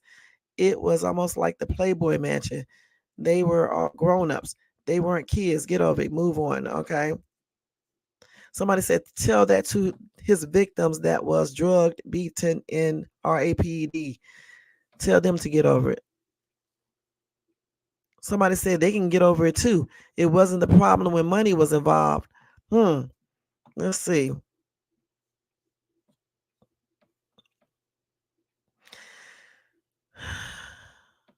Let's see what else they got here. That's tripped out. Somebody said, it's so sad. You are absolutely correct. Each person that was there has disassociated themselves with him. So, what is that saying? He was not alone at what he was doing. Have you ever noticed that the people that's on the platforms that's talking so much crap about him was never invited to any of these parties, though? So, they are assuming everything. Too Short was there too. Somebody said, really, Too Short, you was at the party? Well, I be damned. Too Short, you was not short enough because your ass got seen on camera. So Too Short, you should have been a little bit shorter so you wouldn't have been seen on camera. I'm just saying, man, or what the hell ever. I don't know what the hell is going on, but I know my eyes see what I see. Well, I'll be there. It's very seldom I'm lost for words, but I'm lost for words. Mary J. Blige, what in this dude had over 1,000 bottles of baby oil in the house when the feds raided it. Damn, did anybody get a little taste of baby oil? I'm just saying. Another commenter says some definitely had to be a victim of his crimes, but some also had to be willing participants. I just wonder which ones are which. Everybody will have their own time to be exposed. Right now, it's all on Diddy. Let's see how long it takes till he starts dropping bigger names. And remember, this Diddy is not Suicidal. They said Cat Williams tried to tell y'all doing Club Shay Shay, y'all. And then somebody said, slow down. All his parties were not crazy or had questionable things going on. It's not the same. So cut the crap. And I say the same thing. Let me say this again. Just because they were at this party doesn't mean that they were at the freak offs. Okay. So a lot of people went to his actual party, but it doesn't mean they stayed around for the freak offs. Okay. It doesn't mean that. So let's go to the next one. Okay. So now the Bureau of Prison are saying they're going to fix the prison where Puffy is at, and then they're going to add staff. Now I'm wondering if he done told them he gonna let me stop. I'm joking. But you never know. You know what I'm saying? Now all of a sudden they want to fix everything and add staff. It makes you go, Anyway, let's go ahead and go to the next one. So let's look at this video. They said, why did he calling him daddy? Hold on, let me stop. This is with Meek Mill. Sorry, Meek Mill, but I got to do this show. All right. And I'm not saying that you're GAY either. Just showing some videos. Man, you deserve it, Daddy. You putting in that work. Proud of you. I love you. Yeah. Man, you doing it, man. You deserve it, Daddy. And right. Why is he calling him daddy? Okay, well, maybe he just said daddy because he's a daddy. Okay, maybe he's saying daddy because he is a daddy. I don't know, but I know one damn thing. What man calls another man daddy? But again, it could be the way he talks. Who knows? Okay, Anyway, let's see.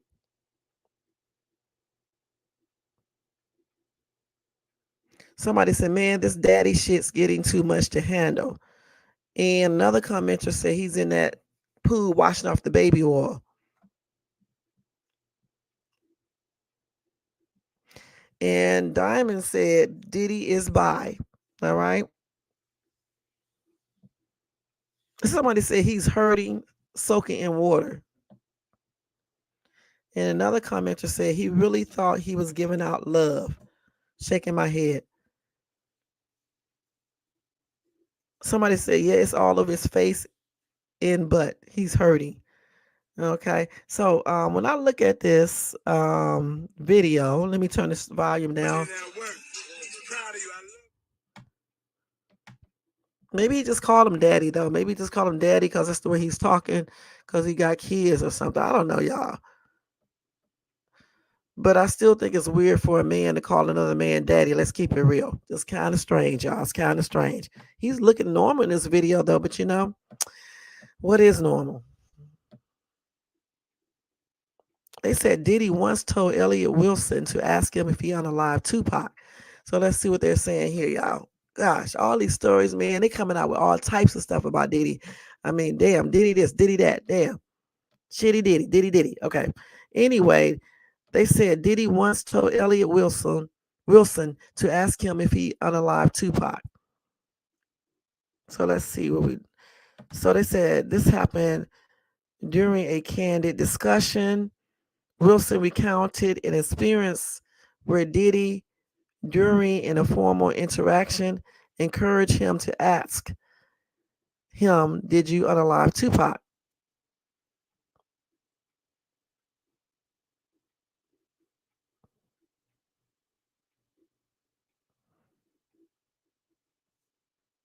So let's see if he's gonna say anything about that. Let's watch this on this video. About alleged involvement with Tupac's murder and things like that. Those are other things outside of this, which are insane to say, right? It's crazy. I will share this on a personal level. I feel like what doesn't get said enough about, and the lawyer finally said it, is that he said my client is now dealing with treatment and therapy and made it clear about drug use and stuff like that.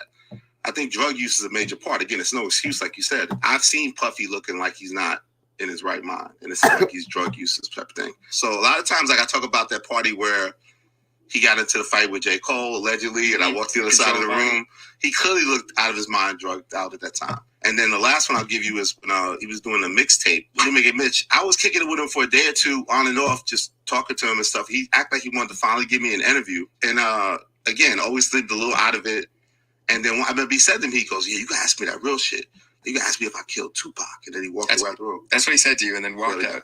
Yeah. Did you ask him? I didn't get that. Probably last time I saw him after that. So it's like, drug use is a major part, but that's no excuse. You're responsible for your actions. And again, if you're intimidating and abusing people, and if these accusations are true, he's going to go away for a long time. Yeah, it is. He told you to ask him if he killed Tupac. He said, you got to ask me some real shit. That's crazy. Way, like, I did it. He said in a way of almost like, I want this moment of, to me, of redemption of me explaining. That's crazy, y'all. That's weird. It can be interpreted how it's interpreted, but that's what happened. That is weird. I mean, to be asking somebody to ask. I wonder why he said that, though. Why did he ask him to ask him if he unalived Tupac? Very strange. Justin said lies. Bro hasn't said anything, but now it's perfect time when Diddy is dealing with legal troubles. Enemies starting to feel like it's safe for them to say something now. I say the same thing, okay? Everybody want to come out and start talking now that Diddy is incarcerated. They wasn't saying this shit before. Why come these people didn't say all these things before?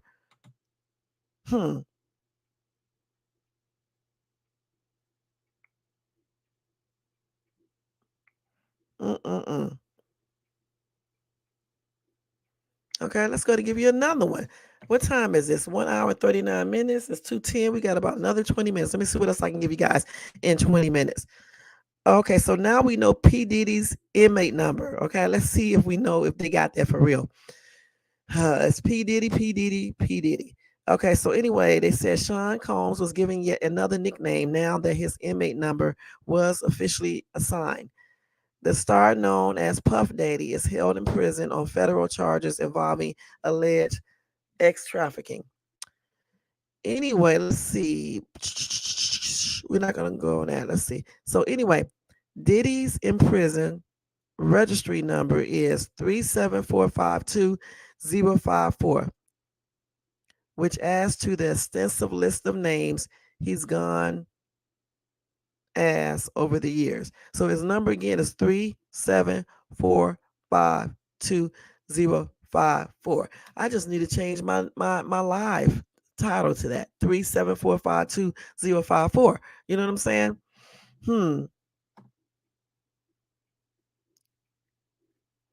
Anyway, so now y'all know that. I just gave you that information. They also said that Ashton Kutcher is slammed for a resurfaced video of him talking about Diddy's infamous parties in 7 words.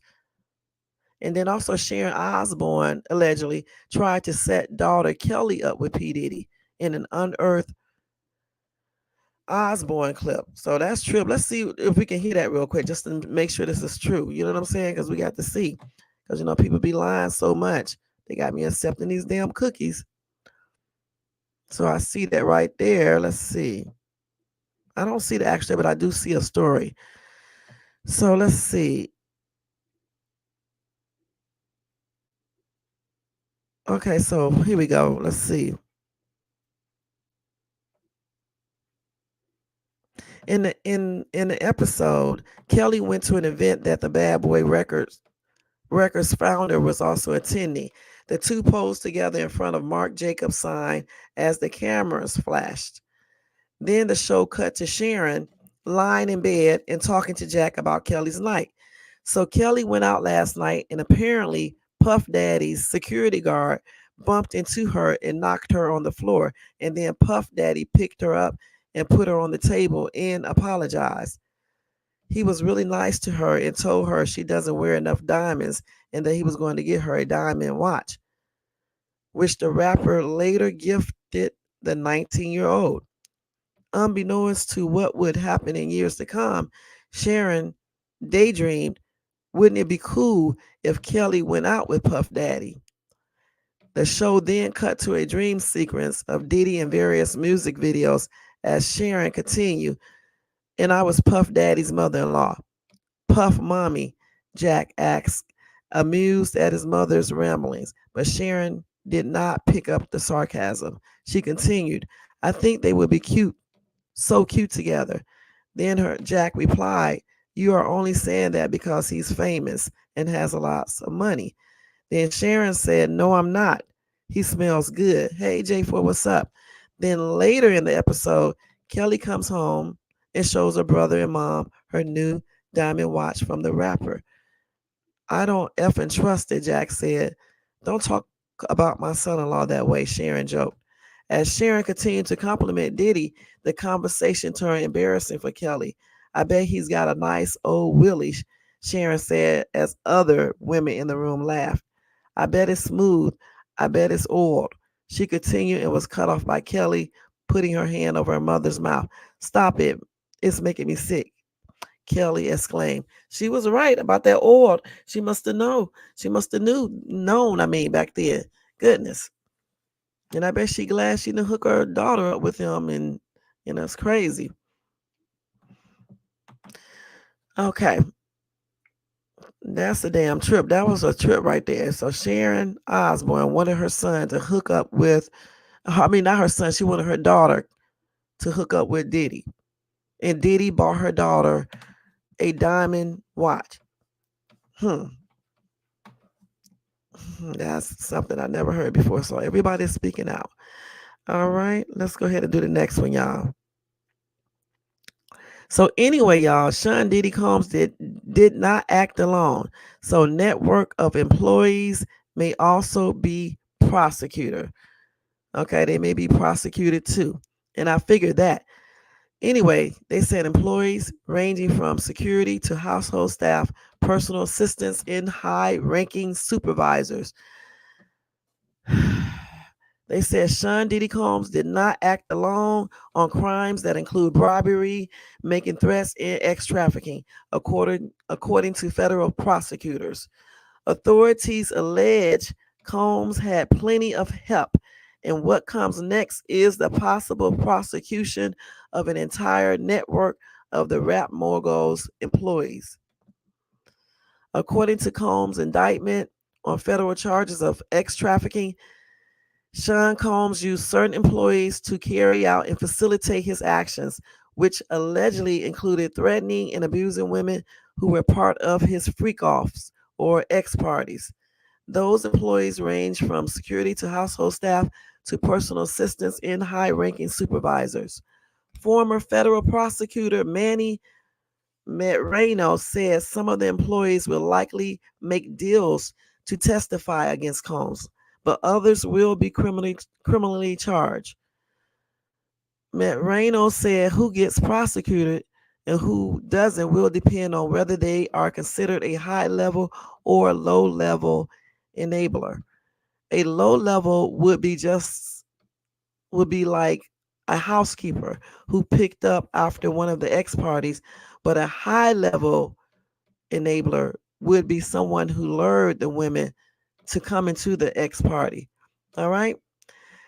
Now, the indictment states that some employees helped Combs get drugs for the parties. They also made travel arrangements to lure victims and got cash to pay ex workers to participate. Now, Matt Reynolds said it's likely Combs wasn't the only famous face in the room. He said, I have no doubts that perhaps there are some other high level celebrities, high profile individuals in those parties participated in them. Combs' defense attorney will likely argue no one was forced to do anything. The key defense for Combs will be did the women participate voluntarily and consensual, or were they forced? If they were forced, Combs will likely spend the rest of his life in federal prison.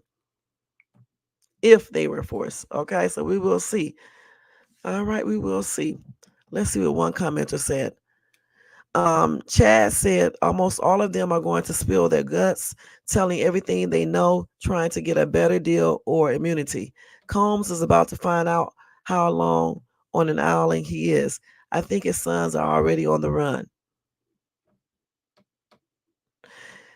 Another commenter said consensual, then they knew what they were doing. That's not a crime.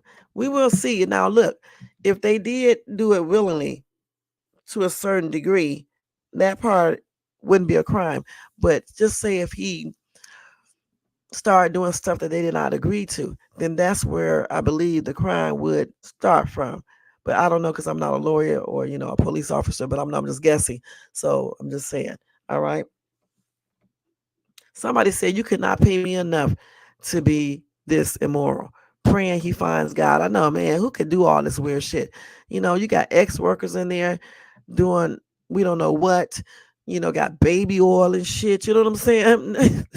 doing drugs, liquid cocaine, according to this other dude. Just doing too much, hon. Just doing too much. I mean, damn. Okay, so we just went over that one right there. Let's see what else we got here. Okay, so we got another stories. Okay, let's see here. So let's look. No, I don't want to show this one. I didn't know this is from YouTube. I can't play these two right here. These are from YouTube.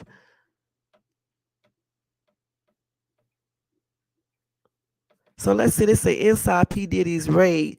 Let's see what they found inside. If they go into more explicit details about the raid. Let's see. Besides what we already know. Well, we already know that he had illegal drugs there, hidden cameras.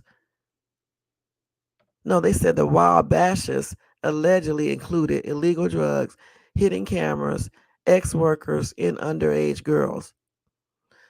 Okay, let's see what else. So we already know about the 1,000 bottles of baby oil, and he had lubricant. He had both. Then we know about the 3 AR-15 rifles and narcotics. Okay. So we know about all that right there. What we want to know about is those videos they found.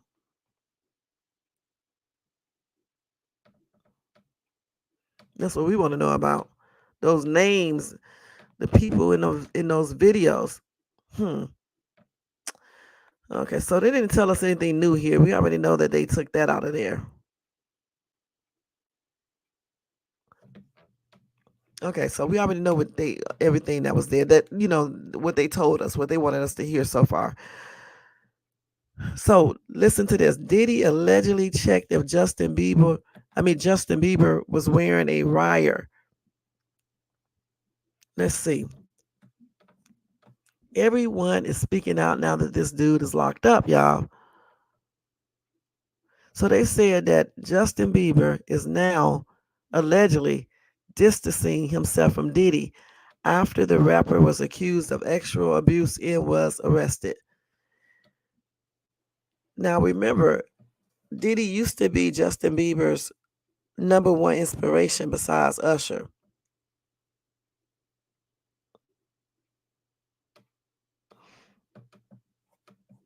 They said with the details of Diddy's arrest, Justin seems to be appalled by his former friend.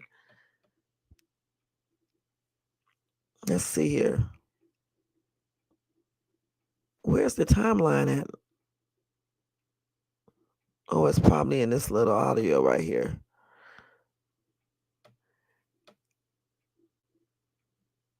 He said he appalled, but what was he doing in that party when the cameras came over there? Oh, he set up like that with stuff all over his face and stuff. I mean, come on now. That's weird. You know what I'm saying? Let's see what some of these commenters are saying, because we're not going to wait for this.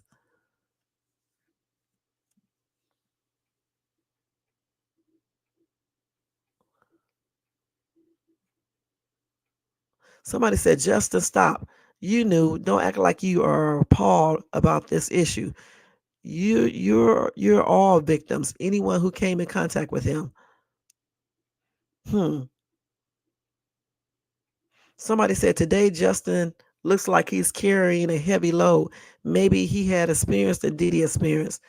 Childhood traumas can sneak up on you at any time in your lifetime. Somebody said he is definitely a victim. Mary J even admitted it in an interview.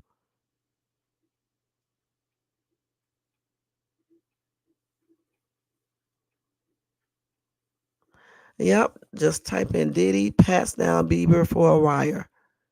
So he didn't trust Bieber. He probably thought that Justin Bieber was trying to set him up. And listen, if he wasn't doing anything wrong around Bieber or doing anything wrong, period, why would he feel the need to be pat him down to make sure he didn't have a wire? Let me see if I can find it on TikTok real quick. Justin Bieber. Diddy pat down Justin Bieber. Let's see if we can find it real quick. Let me turn this volume down.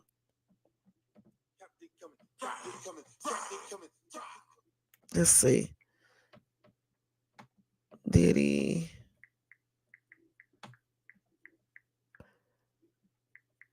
Let's see, y'all, if we can find this. Let's see if we can find it. Let's see where he pat him down. They got it right here. I think this is it right here. I think. He might have been playing, though. I don't know. He is. It looked like he's checking for something, but we don't know if that's really a wire, if he's patting him down to see if he has a wire, or we don't know that for real. Let me show y'all this video. Let me show y'all this video real quick. I don't know if he's patting him down like they trying to say. Let's look at that. He is touching on his shirt and stuff, but he could be patting him down. Let's look at that again, but I don't know about that. He could just be doing whatever he was doing. I don't know. Let's look at it again.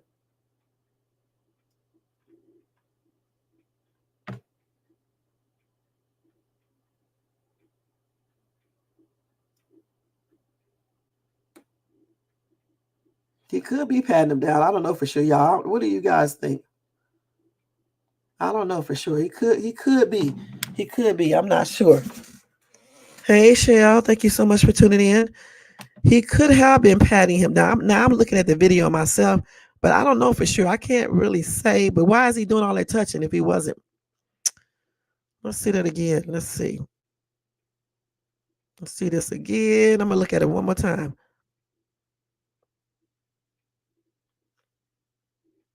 He could be. It seems like he asked him, "Do you got on a wire or something?" Because I thought I just saw Justin Bieber shaking his head. Let me show y'all again. Because I thought I just saw him shaking his head like he was asking him a question, like, "Do you got a wire on, man, or whatever?" And it's like he shook his head. No, just watch it real good. See, look. See him saying no, and then he start patting. He could be patting him down. He could be. He could be. And what is he whispering in his ear when he do a hug? He whispering in his ear something right then and there. Okay, he ain't slick. He was whispering something in his ear right there when he was giving him a little hug. Yeah, he probably was. He said he can't even look at Diddy. Let's see what else.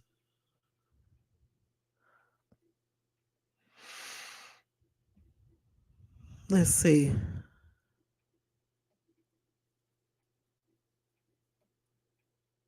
See, somebody said Diddy was saying something to him when he pulled him in, probably a warning of some sort. Body language does not lie. Yeah, that's what I'm saying. You could before you even pull him close to him like that to give him a hug, I don't know if he asked him this, but it seems like he was asking him a question, right? And then Justin Bieber shook his head like no, and plus he was saying no, I believe. Okay, so Diddy could have been asking him, man, you got on a wire or something like that, man, and Justin Bieber probably was saying no, no, man. And then when he gave him a little hug or whatever the case is, he was whispering something in his ear. Yeah, he was whispering something. What was he saying? Yep, that's sad.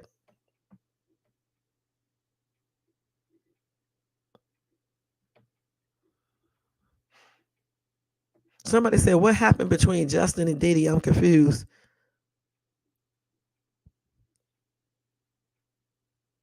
Somebody said everybody puts their head down with him like a spell he has over them.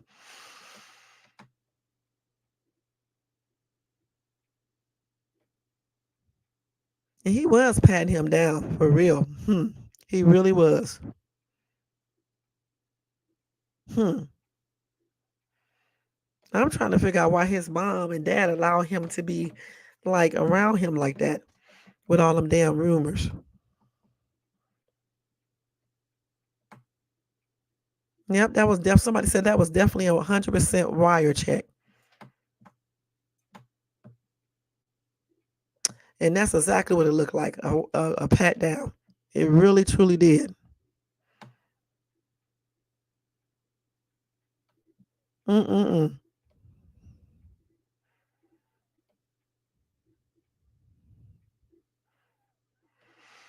So let's go ahead and do this. Let's see what else we got here because it's almost time for me to get off of here.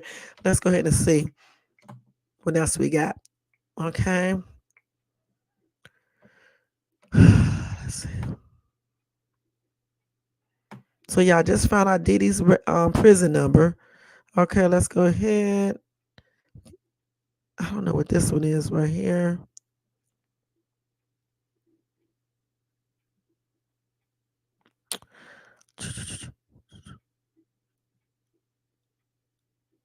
Okay, let me see. Hold on for a second, y'all. I'm looking at this. They also said that Diddy's indictment should be a warning to many people, okay?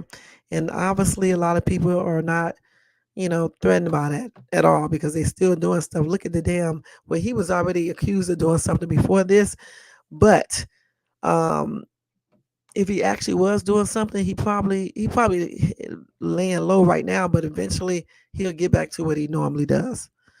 Let's see.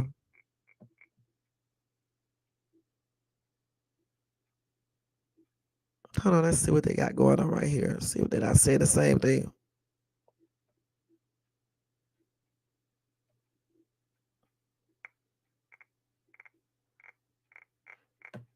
Hold on, let me just see y'all. Hold on for 1 second.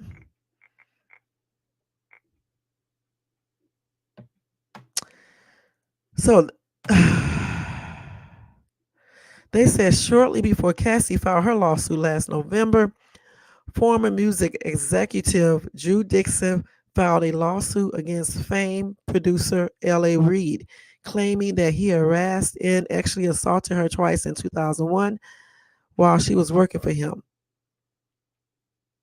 Now, Reid's request to have the case thrown out was denied in August.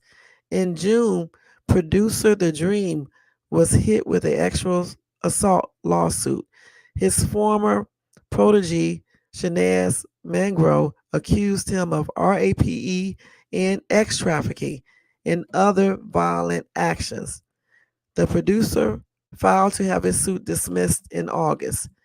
That same month, Kanye West's former assistant, Lauren Piscata, sued him for alleged sexual assault harassment. A legal representative for the rapper claimed the lawsuit was blackmail and extortion. Then in July, Erda Inc. Records co-founder Irv Gotti was sued for alleged RAPE and abuse by a woman identified only as Jane Doe. He has denied any wrongdoing. Now, they said, as history has shown, a culture of abuse has ran rampant at the hands of powerful men in the music industry who refuse to take accountability for any of their alleged harm. Combs claimed in December that he did not do any of the awful things being alleged against him before a brutal surveillance footage that surfaced in May clearly showed the music executive physically assaulting Cassie at a Los Angeles hotel in 2016.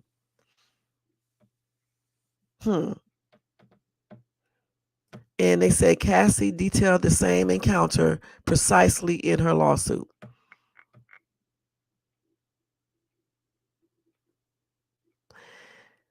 Now they said that could change once Combs' yet to be scheduled federal X trafficking trial begins, as his mountains of allegations is just the tip of the iceberg of what publicly known.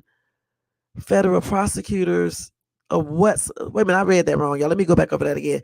It said that could change once. What could change? Hold on, let's see something.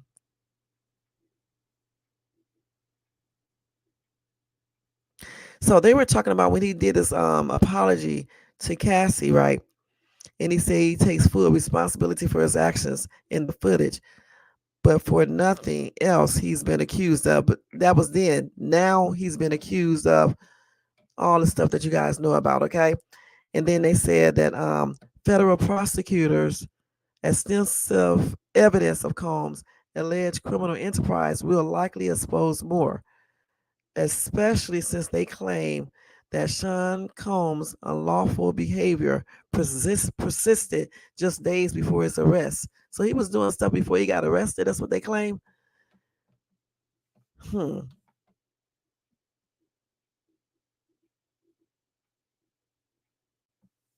Hmm. They said Combs' indictment, which also cites unnamed associates and employees, signals a watershed moment many did not anticipate would come so soon after Cassie's lawsuit. They said, remember, it took over a decade for charges to come down on Jeffrey Epstein for his crimes. With prosecutors adamant about trying Combs' case in a court of law, the American justice system has taken the first significant step toward holding the industry executive liable for his improprieties. Now the music industry has officially been put on notice. The public takedown of Combs is a warning to any wealthy, high-powered folks in the music space who indulge in similar criminal acts, and the fearful enablers who stand by silently, unmoved, and unwilling to intervene in corruption that goes on far too long. The same goes for those like Russell Simmons, who thought fleeing could erase those horrid accusations coming from survivors who bravely went on the record about the pain endured in their workplace or inflicted by their powerful employers. Evading justice only prolongs the damage, as Combs may be figuring out. But the day of reckoning for the music industry, at least, is here, and the reign of its abusers is coming to an end. Okay. So we will see, y'all. We will see. I am following this account. Who did I unfollow? Somebody I just unfollowed. Let's see. Hold on, y'all.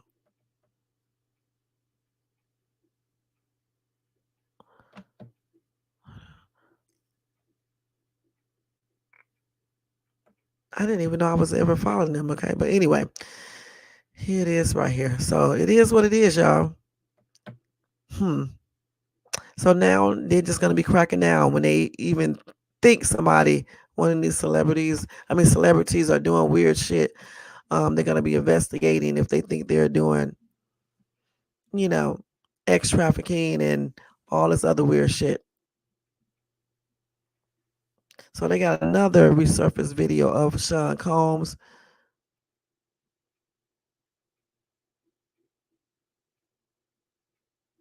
Let's see. So this is with Bieber again. We're not going to show that again because I think we already seen this. Okay, we're not going to show that again. They're just showing the same thing.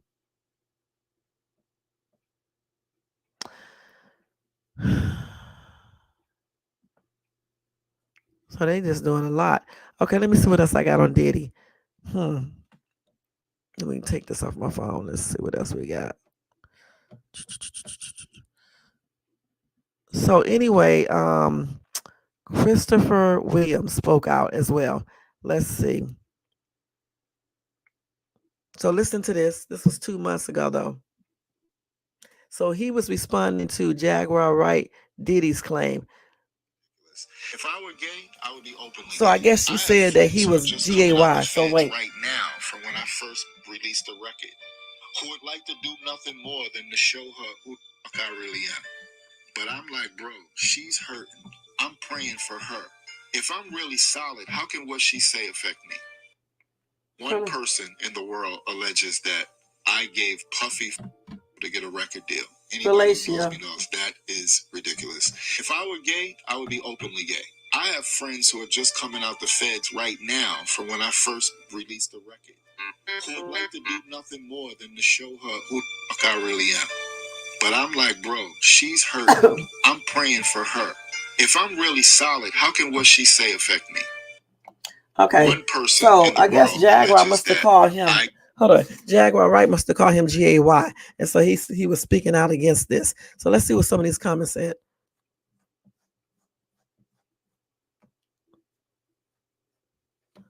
Okay, let's see. A lot of people said it makes them mad. Okay.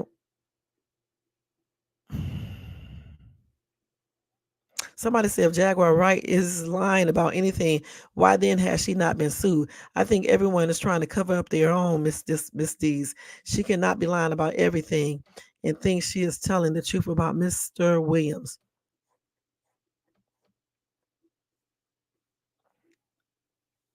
Somebody said, don't nobody have a time to sue a broke fool. Why waste money? She's getting out of hand. I agree. She's heard about her career.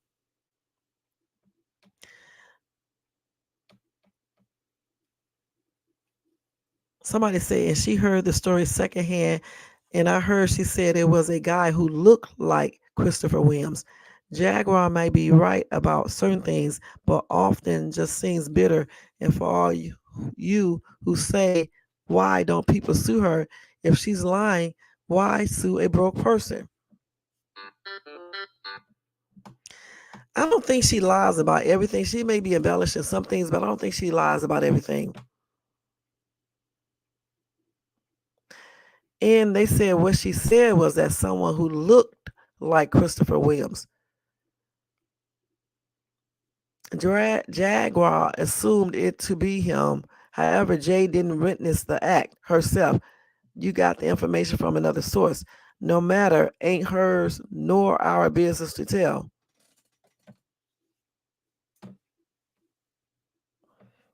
No, they said that she said it was Chris, and Jean said it was a guy that looked like Chris. Okay.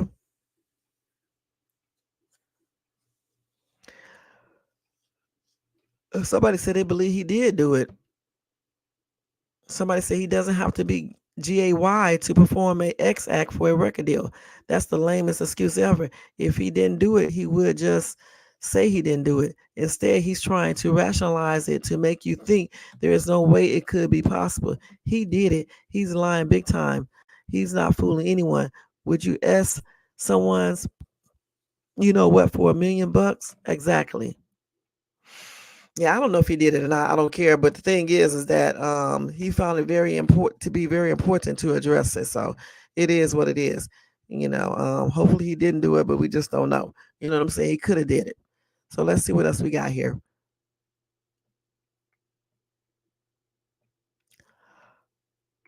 Hashtag no Diddy. Okay, here we go. Do you have any views on Usher? Because a lot of things have come back to where Usher. they talk about his. Usher, I'm tired of Usher. Oh, okay. Goofy bitch. Oh. Got your asshole ripped open, and the only thing it inspired was loyalty. They ripped your ass open. Gene didn't say it. He said, check the records at the hospital. I'm saying it. You got your ripped open. Then you take Justin Bieber from Lily White, Canada, and take him to the flavor of Fuck Off, Kitty Edition. Get his ripped open. Now everything's coming out, and the first thing you do is run the Bowie with another kitty record who works with the man, L.A. Reid, that sent you to the Diddy flavor freak off. Not the flavor. Now you got Justin Bieber breaking up relationships and shit. He sucked Odell Beckham dick at the club, and the next thing you know, he don't even want Kim no more. That's what they learned at the freak off. How to steal bitch. Wow. She be rough, don't she, y'all? And in that video, I don't know what he was doing, y'all. I don't know what he was doing, but it looked tripped out. Somebody said they believe every word she says. Why do you think JB doesn't perform anymore? He had a breakdown. Somebody said, I believe her until someone takes her to court and proves me wrong. I'll wait.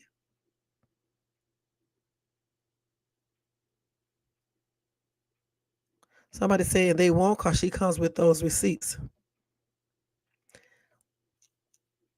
So another commenter said, I believe some of her stuff. Wish she could prove it though. She must be a witness. She must be in witness protection program. I don't know. I mean, like I said, I don't know if you can believe everything she says, but I believe that some of the things she says is true.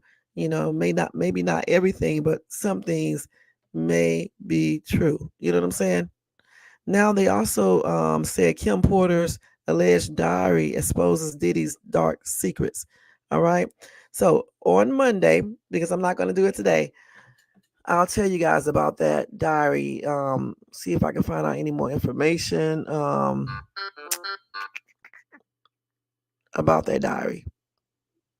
All right. And let you guys know about it on Monday. Unless something major happens over the weekend that I need to come back and tell you. Okay? Man, these people asking stupid questions, man. Let's see. Let's make sure I don't got nothing else I need to tell you. Before we go, let me go ahead and answer some questions about this indictment. Then we're going to get out of here, okay? And that's going to be the last thing. And just to let you guys know, Meek Mill is giving out $1 million to anyone who can prove that he is bi or GAY. All right.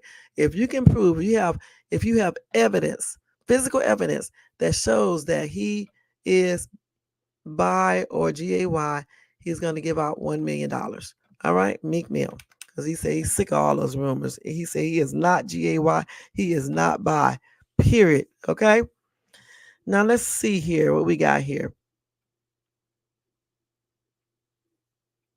Let's see here. Let me look at the full page and see what they're saying. This damn ad. Why is this ad on here? Let's see. Oh, I got to show y'all that him getting arrested. I almost forgot all about that. I'm going to show y'all that video too. Hold on. Let's see.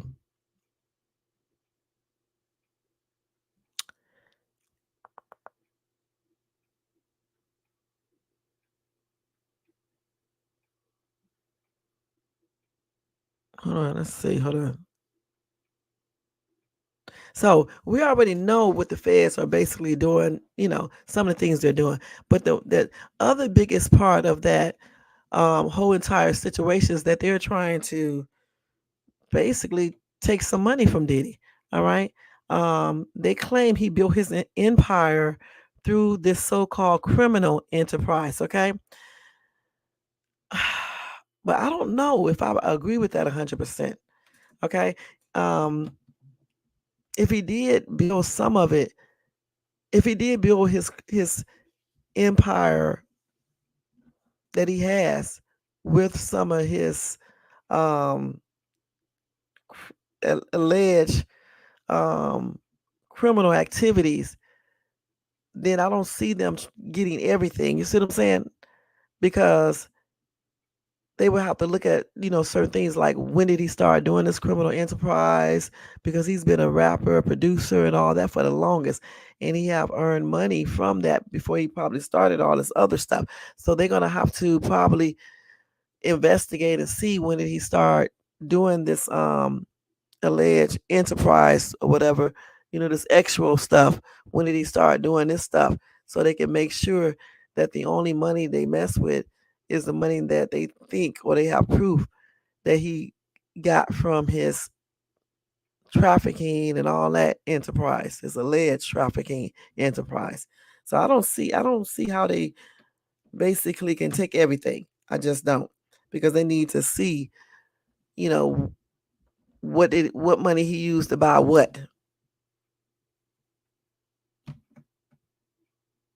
Let's see what they're saying. Somebody said the American Justice Department agency needs investigating. Okay. Somebody else said he might be guilty of some things that you're trying to put it to him hard. And then another commenter said, "Do not pity Diddy." The thing is like this, like I just said, if they can take anything, I think that it has to be, first of all, they got to get proof, and then they have to make sure that he used money from his alleged illegal activities to purchase certain things. And once they prove that and find out how to prove it, then they can go in and possibly seize some assets and things like that. Because remember, he is a successful um, producer and entrepreneur and things like that. He made money off a lot of stuff. It's his liquor. What else? Just so much. He has so much. You know what I'm saying? TV shows, all of that. His songs, producing, um, putting out other people, just a lot of stuff. So they can't basically take his entire empire because his entire empire probably wasn't funded from no criminal activities and stuff like that. So we will see how that plays out. But I don't see them being able to take everything. I just don't see that at all. Now let me show y'all this video real quick, y'all. And then we are getting ready to get out of here. Let me get that video real quick of him getting arrested.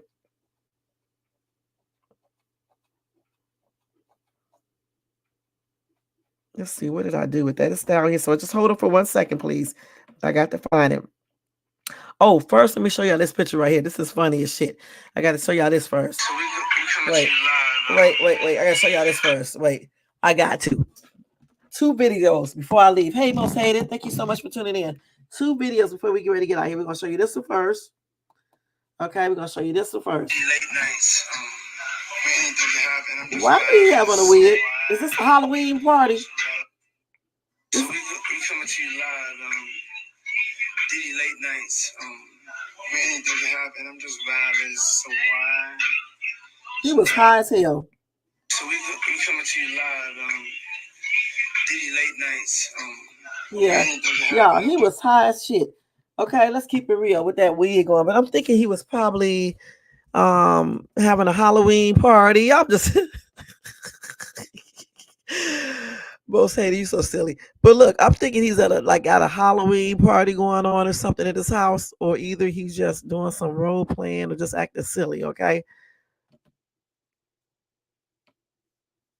but it does sound like he having one of those little parties going on. Okay, let's keep it real. He sounds like he's a little bit high or something too. So somebody said this is not mental illness. He's just a nasty person thinking he can get away with anything. Somebody said stop snatching Gail King's hair, man. The feds know it's you. Yeah. Okay, James Brown wannabe. Tupac was right. He wanted to look like Cat Williams. I don't know why he got that wig on. They said Tupac was wearing a wig with hair longer than this. It is on YouTube now. I'm gonna have to look that up. I believe he was at one of his freak off parties right then and there in this video. I really do, because you can hear the music in the background, and it just looked like he probably was. Okay, damn. So they said that who Tupac had on the wig. Let's see about that, y'all. Let's see about that real quick. Tupac. Let's see. Let's see about that. Let's see if that's true. Let me turn this damn music down. My phone about to be charged out too. Let's see. Tupac in a wig. Let's see. Because I'm telling you, if it's true, it's on here. Oh, that's just edited right here. Okay, I see what they're talking about. I'm talking about right here. Let me turn the music down though, because we can't be putting this on. Yeah, he had on a wig, but I don't know what for. You know, it could have been. See what social media does. They could be having on wigs for any reason, and what social media does will say that they put on a wig because they buy or something like that. When it could be something for an acting role or just acting silly or anything. You know what I'm saying? We don't know exactly why he have this wig on. I don't like the way he patenting and shit, but you know, it is what it is. I'm not playing the sound because he got his rap playing. You know, why he doing all that? Okay. Let's see if they know in the comment section why he got this wig on like this.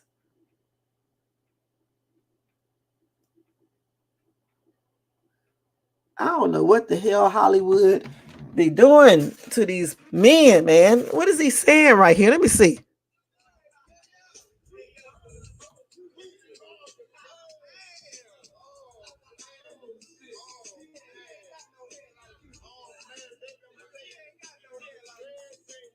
So he just playing around because they're in there doing here, right? So he in there just acting silly, acting like a girl to this ladies, these women in the dressing room, getting their hair down to get wigs put on or whatever the case is.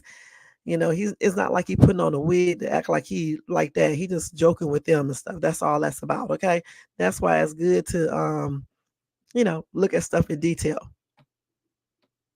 And he just playing around with the girls and stuff, with the women, like sometimes men do. All right. And as far as what's his name? You know who I'm talking about. Diddy.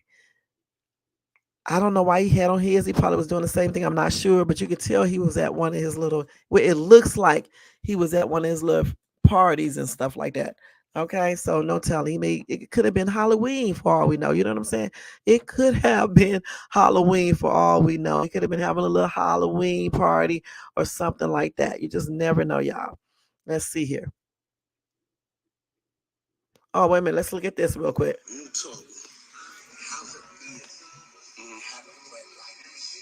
Wait a minute. I need to hurry up and get the damn thing on here. Wait a minute, y'all. DJ Khaled asked Diddy how he feels about him. Very safe. It's a real talk. Send me that video. Yeah, that's the real answer. I feel safe. There ain't nothing you won't do. What? Nothing but love. Yeah. My friend. Billy. Love you, boy. What's up? Yo, fucking got new talk. New talk. How's it feel? Having a friend like me. I'm the one that you want to meet. Okay. So let's move on. These people are so damn weird, okay? Is that two? Oh, that's that dude looking like Tupac. Okay, so next one to see. I just had a question. I'm just trying to tell all these. Listen to this video. You know, like, where do you think they gotta go to? From your point of view, You know what I'm saying? What is the best advice you can give them? Because I be telling them, like, my best advice is they got to do it their whole new way, a different way, like they from another planet. But coming from you, coming from the man of men right now, tell them something good. Man, first of all, you gotta stay away from these Diddy popping motherfuckers. Motherfuckers dancing all on the motherfucking stage and shit. They want your ass. Ask or not. So be afraid. Very afraid. You really ain't built for the game. Something like that. Don't be trying to be famous. Like, don't run into a motherfucker like that. I just had a question. I'm just trying to tell all these young cats out there trying to come up. They got to be playing. Like, where do you think they gotta go to? From your point of view, you know what I'm saying? What is the best advice you can give them? Because I be telling them, like, my best advice is they got to do it their whole new way, a different way, like they from another planet. But coming from you, coming from the man of men right now, tell them something good. Man, first of all, you gotta stay away from these Diddy popping motherfuckers. Motherfuckers dancing all on the motherfucking stage and shit. They want your ass. Call them astronauts. So be afraid. Very afraid. You really ain't built for the game. Something. This reaction tripped me out when he said that, y'all. Okay, we gotta turn him down. He's doing too much. Okay. Okay, let's see the other video I got. So we just did that one. Let's see if we can show this one. They said, nigga, you gotta take this shit because we can't be involved. But Diddy smart. He filmed every fuck session. So he was fucking Clive and the motherfucking freak boy that run Universal Music Group. So he got them on some fuck tapes. Now that's why they raided the house, because they got friends in Homeland Security and the feds. And they said, get in there and get them tapes from this nigga. He trying to blackmail us. That's what I believe is going on. So Eddie Griffin trying to tell you guys why they raided his house. They sacrificing Diddy. They said, nigga, you gotta take this shit because we can't be involved. But Diddy smart. He filmed every fuck session. So he was fucking Clive and the motherfucking freak boy that run Universal Music Group. So he got them on some fuck tapes. Now that's why they raided the house, because they got friends in Homeland Security and the feds. And they said, get in there and get them tapes from this nigga. He trying to blackmail us. That's what I believe is going on. Damn, you never know. You never know. You never know, y'all. You never know. You never know. Let's see what else we got here. Mace. One album. How much money do you think I owe this guy? One album? This him talk about DMX and Mace. And went and conned people. So it looks like DMX had no cap at all at the end, but that's not all he said, because he also claimed that Diddy allegedly R-worded his artists. At the time, people took this to refer to the fact that Diddy was ripping off his artists and leaving them broke while he made millions off of them. But knowing what we know now about Mr. Diddy and the allegations that have been made against him in the past couple of weeks, fans are now saying that DMX meant what he said literally and not figuratively. Plus, DMX had a personal history with Diddy, so he allegedly knew firsthand what Diddy was really like. See, DMX wanted to be signed to Bad Boy Records, but Diddy wasn't feeling him because he thought that DMX's voice was too rough and he wasn't marketable. But the moment he heard that Def Jam was interested in signing DMX, he suddenly got desperate to sign him. According to reports, it wasn't until Def Jam laid their offer on the table to sign X that Diddy decided to take back his initial decision. He was like, I'll lace your pockets. I'll double what they gave you and lace your pockets. Luckily for DMX, he didn't take Diddy up on his offer and he signed to Def Jam instead, where he had a successful career until Diddy's BFF, Jay-Z, became the president of Def Jam and he tried to take DMX down. Now, before we get into DMX and Jay-Z, can we please talk about why he didn't take the juicy deal that Diddy offered him?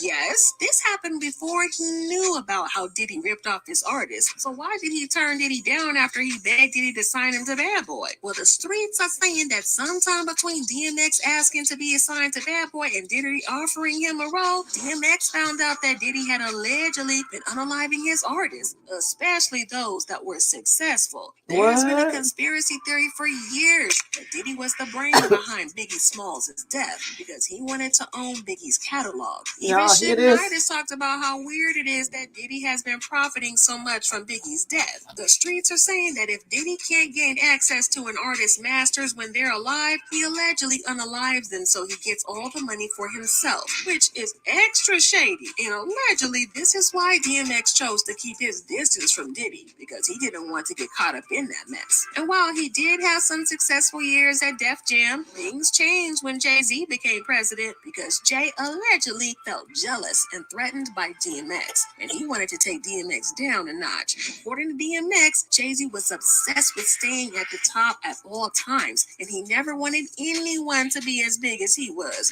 DMX even revealed in an old interview that Jay-Z deliberately messed with his sixth album because he felt threatened by DMX. You know, I go to do the sixth album, and you know, Jay-Z became president. Yeah. You know, when he first got the job, he hit me with the call like, "Yo, dog, inmates just running the building." Like, "Yo, you good?" That's the truth, y'all. One album. How much money do you think I owe this guy? So that was interesting information. Let's stop this right here. That was some interesting information. Let's see what some of these commenters are saying. Somebody said Eminem told y'all Diddy did it. Let's see what else. DMX kept it 100 at all times. He wasn't effing with none of them or that industry BS. He knew what they were all about.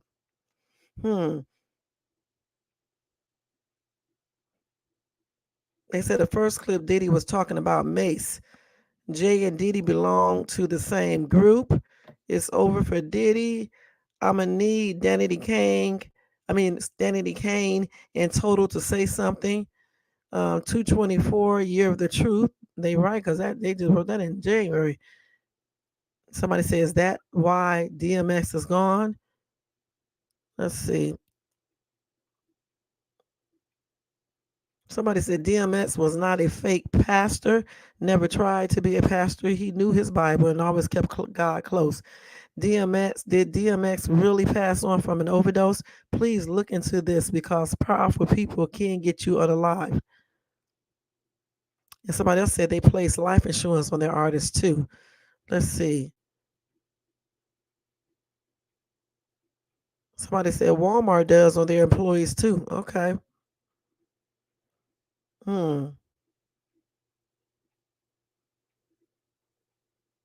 Somebody says this is sad. His kids have to hear all this stuff being talked about out in the open.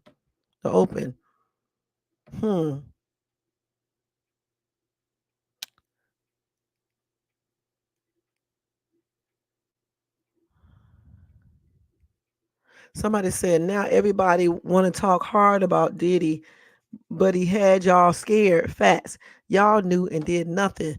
Little bees. Yep, a lot of people. Not everybody want to talk, because he's incarcerated. Somebody else said the federal government needs to get involved in these contracts. DEATH, the master should go to a trust, not the industry. Their dependents should get that opportunity to own the rights, period.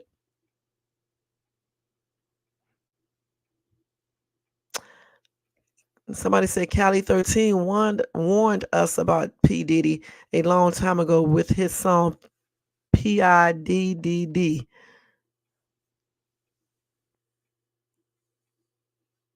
Okay, so yeah.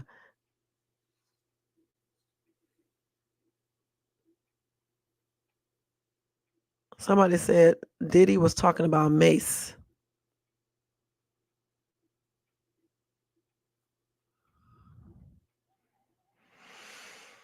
But anyway, like I said, y'all, it's a lot of shit. I mean, it's a lot of allegations. It's a lot of allegations about this dude, man. It's just a lot of allegations. Okay, we already saw this one. Okay, I'm about to look at this later, but yeah, we already saw that right there. Okay, the one with the dude, Jonathan Odie, talking about Cali and Diddy and all them being GAY and stuff. But yeah, I told you. Let me show y'all the arrest thing, call on thing, and then that'll be it. Let me show y'all that real quick. See if that'll come up. I'll wait on that video. Let's see. So this is the moment Diddy's whole life changed, okay? Of course, TMZ, like always, had the video first. Federal agents was making their surprise arrest in a New York City hotel lobby, potentially his final moments of freedom for at least the next decade. We'll see, y'all. We'll see. It depends on what his lawyer has. Okay, you never know.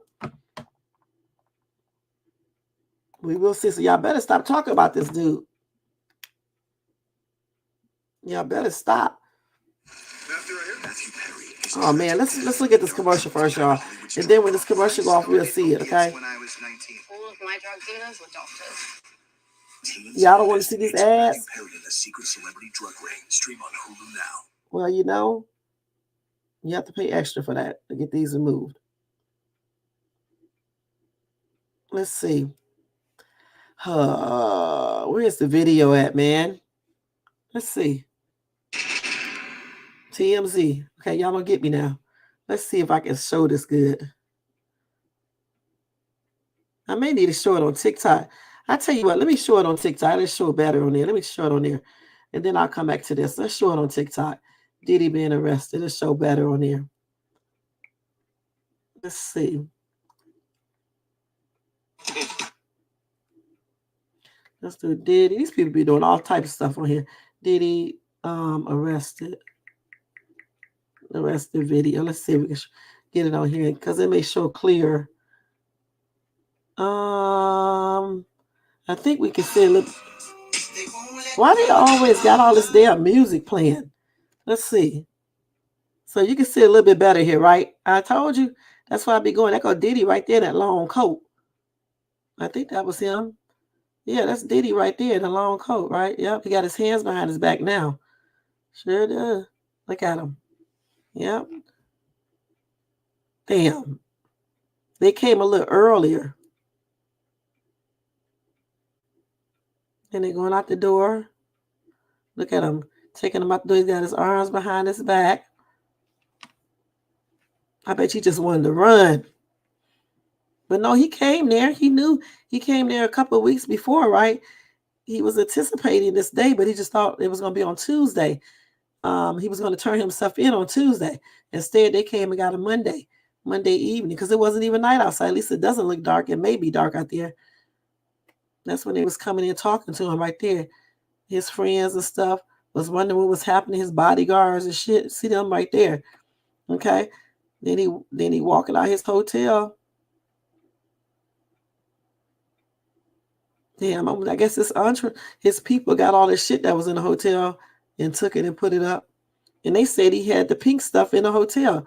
He was getting ready for, I don't know if he was getting ready for another freak off there, but because he was there to turn himself in. So I doubt that he was going to turn himself in on Tuesday, but he did have some pink stuff in his hotel room. So that is that video, y'all. Yeah, that's a trip. That's when he was arrested by those federal agents in New York City. There you go right there, Diddy with the long coat on. You can tell it's Diddy anyway without them even pointing it out. See, he was coming in. They was waiting on his ass. What he should have done, he should have had people at the hotel. I guess he didn't think they was coming, on the lookout. And then he could have just turned back around. He didn't even have to come there. He could have went somewhere else to a different hotel, right?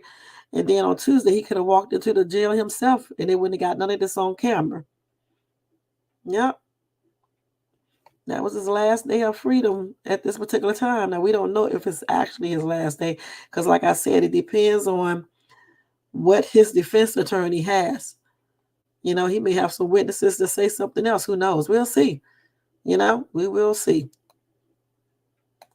So that's that video, guys. That's that video of him being locked up. I think that was on Monday versus being locked up on Tuesday, okay? That was it. Let me go down right here. So like I was getting ready to say, guys, I'll be checking out everything over the weekend, and I'll be keeping you guys abreast of the situation. If anything major happens, I'll come back on over the weekend. If not, then I'll just collect all the data, post some things on my community board if it's really, really important. And then I'll talk about it on Monday, y'all. I really will. I think that's it, y'all. Okay. I think that is it. My phone about to go out anyway. But anyway, I did enjoy this video. I'm gonna let y'all see this video on Monday where they say he was watching everything on camera. But I did do enjoy doing this live tonight. Excuse any bloopers. Y'all know how I be at nighttime. Some nights, not every night. I want to thank everybody for tuning in. I want to thank Jermaine. I know he probably sleep now. Thank you so much, hun. Okay. I want to thank John in the bush. I know you sleep too. Nightbot, thank you so much. Computer. Okay. He's so damn silly. I thought this was Freak Off Friday. Okay, Tony Bands. All right, let's see. Who else? Shell was up in the house. Most Hated Bronze. Jay Ford. Thank you all. And everybody in the bushes, everybody who watches this in the replay. You guys, I did a poll right before this live, and I asked everybody. Hold on, let me tell y'all what I asked them. Yeah, I'm so damn silly, it's ridiculous.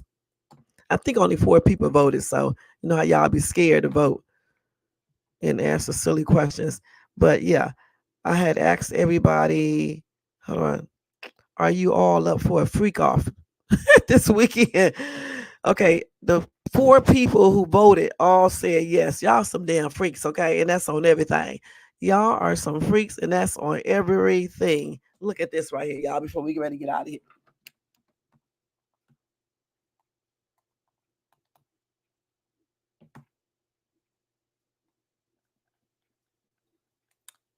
Yeah, like I said, these people are some freakazoids.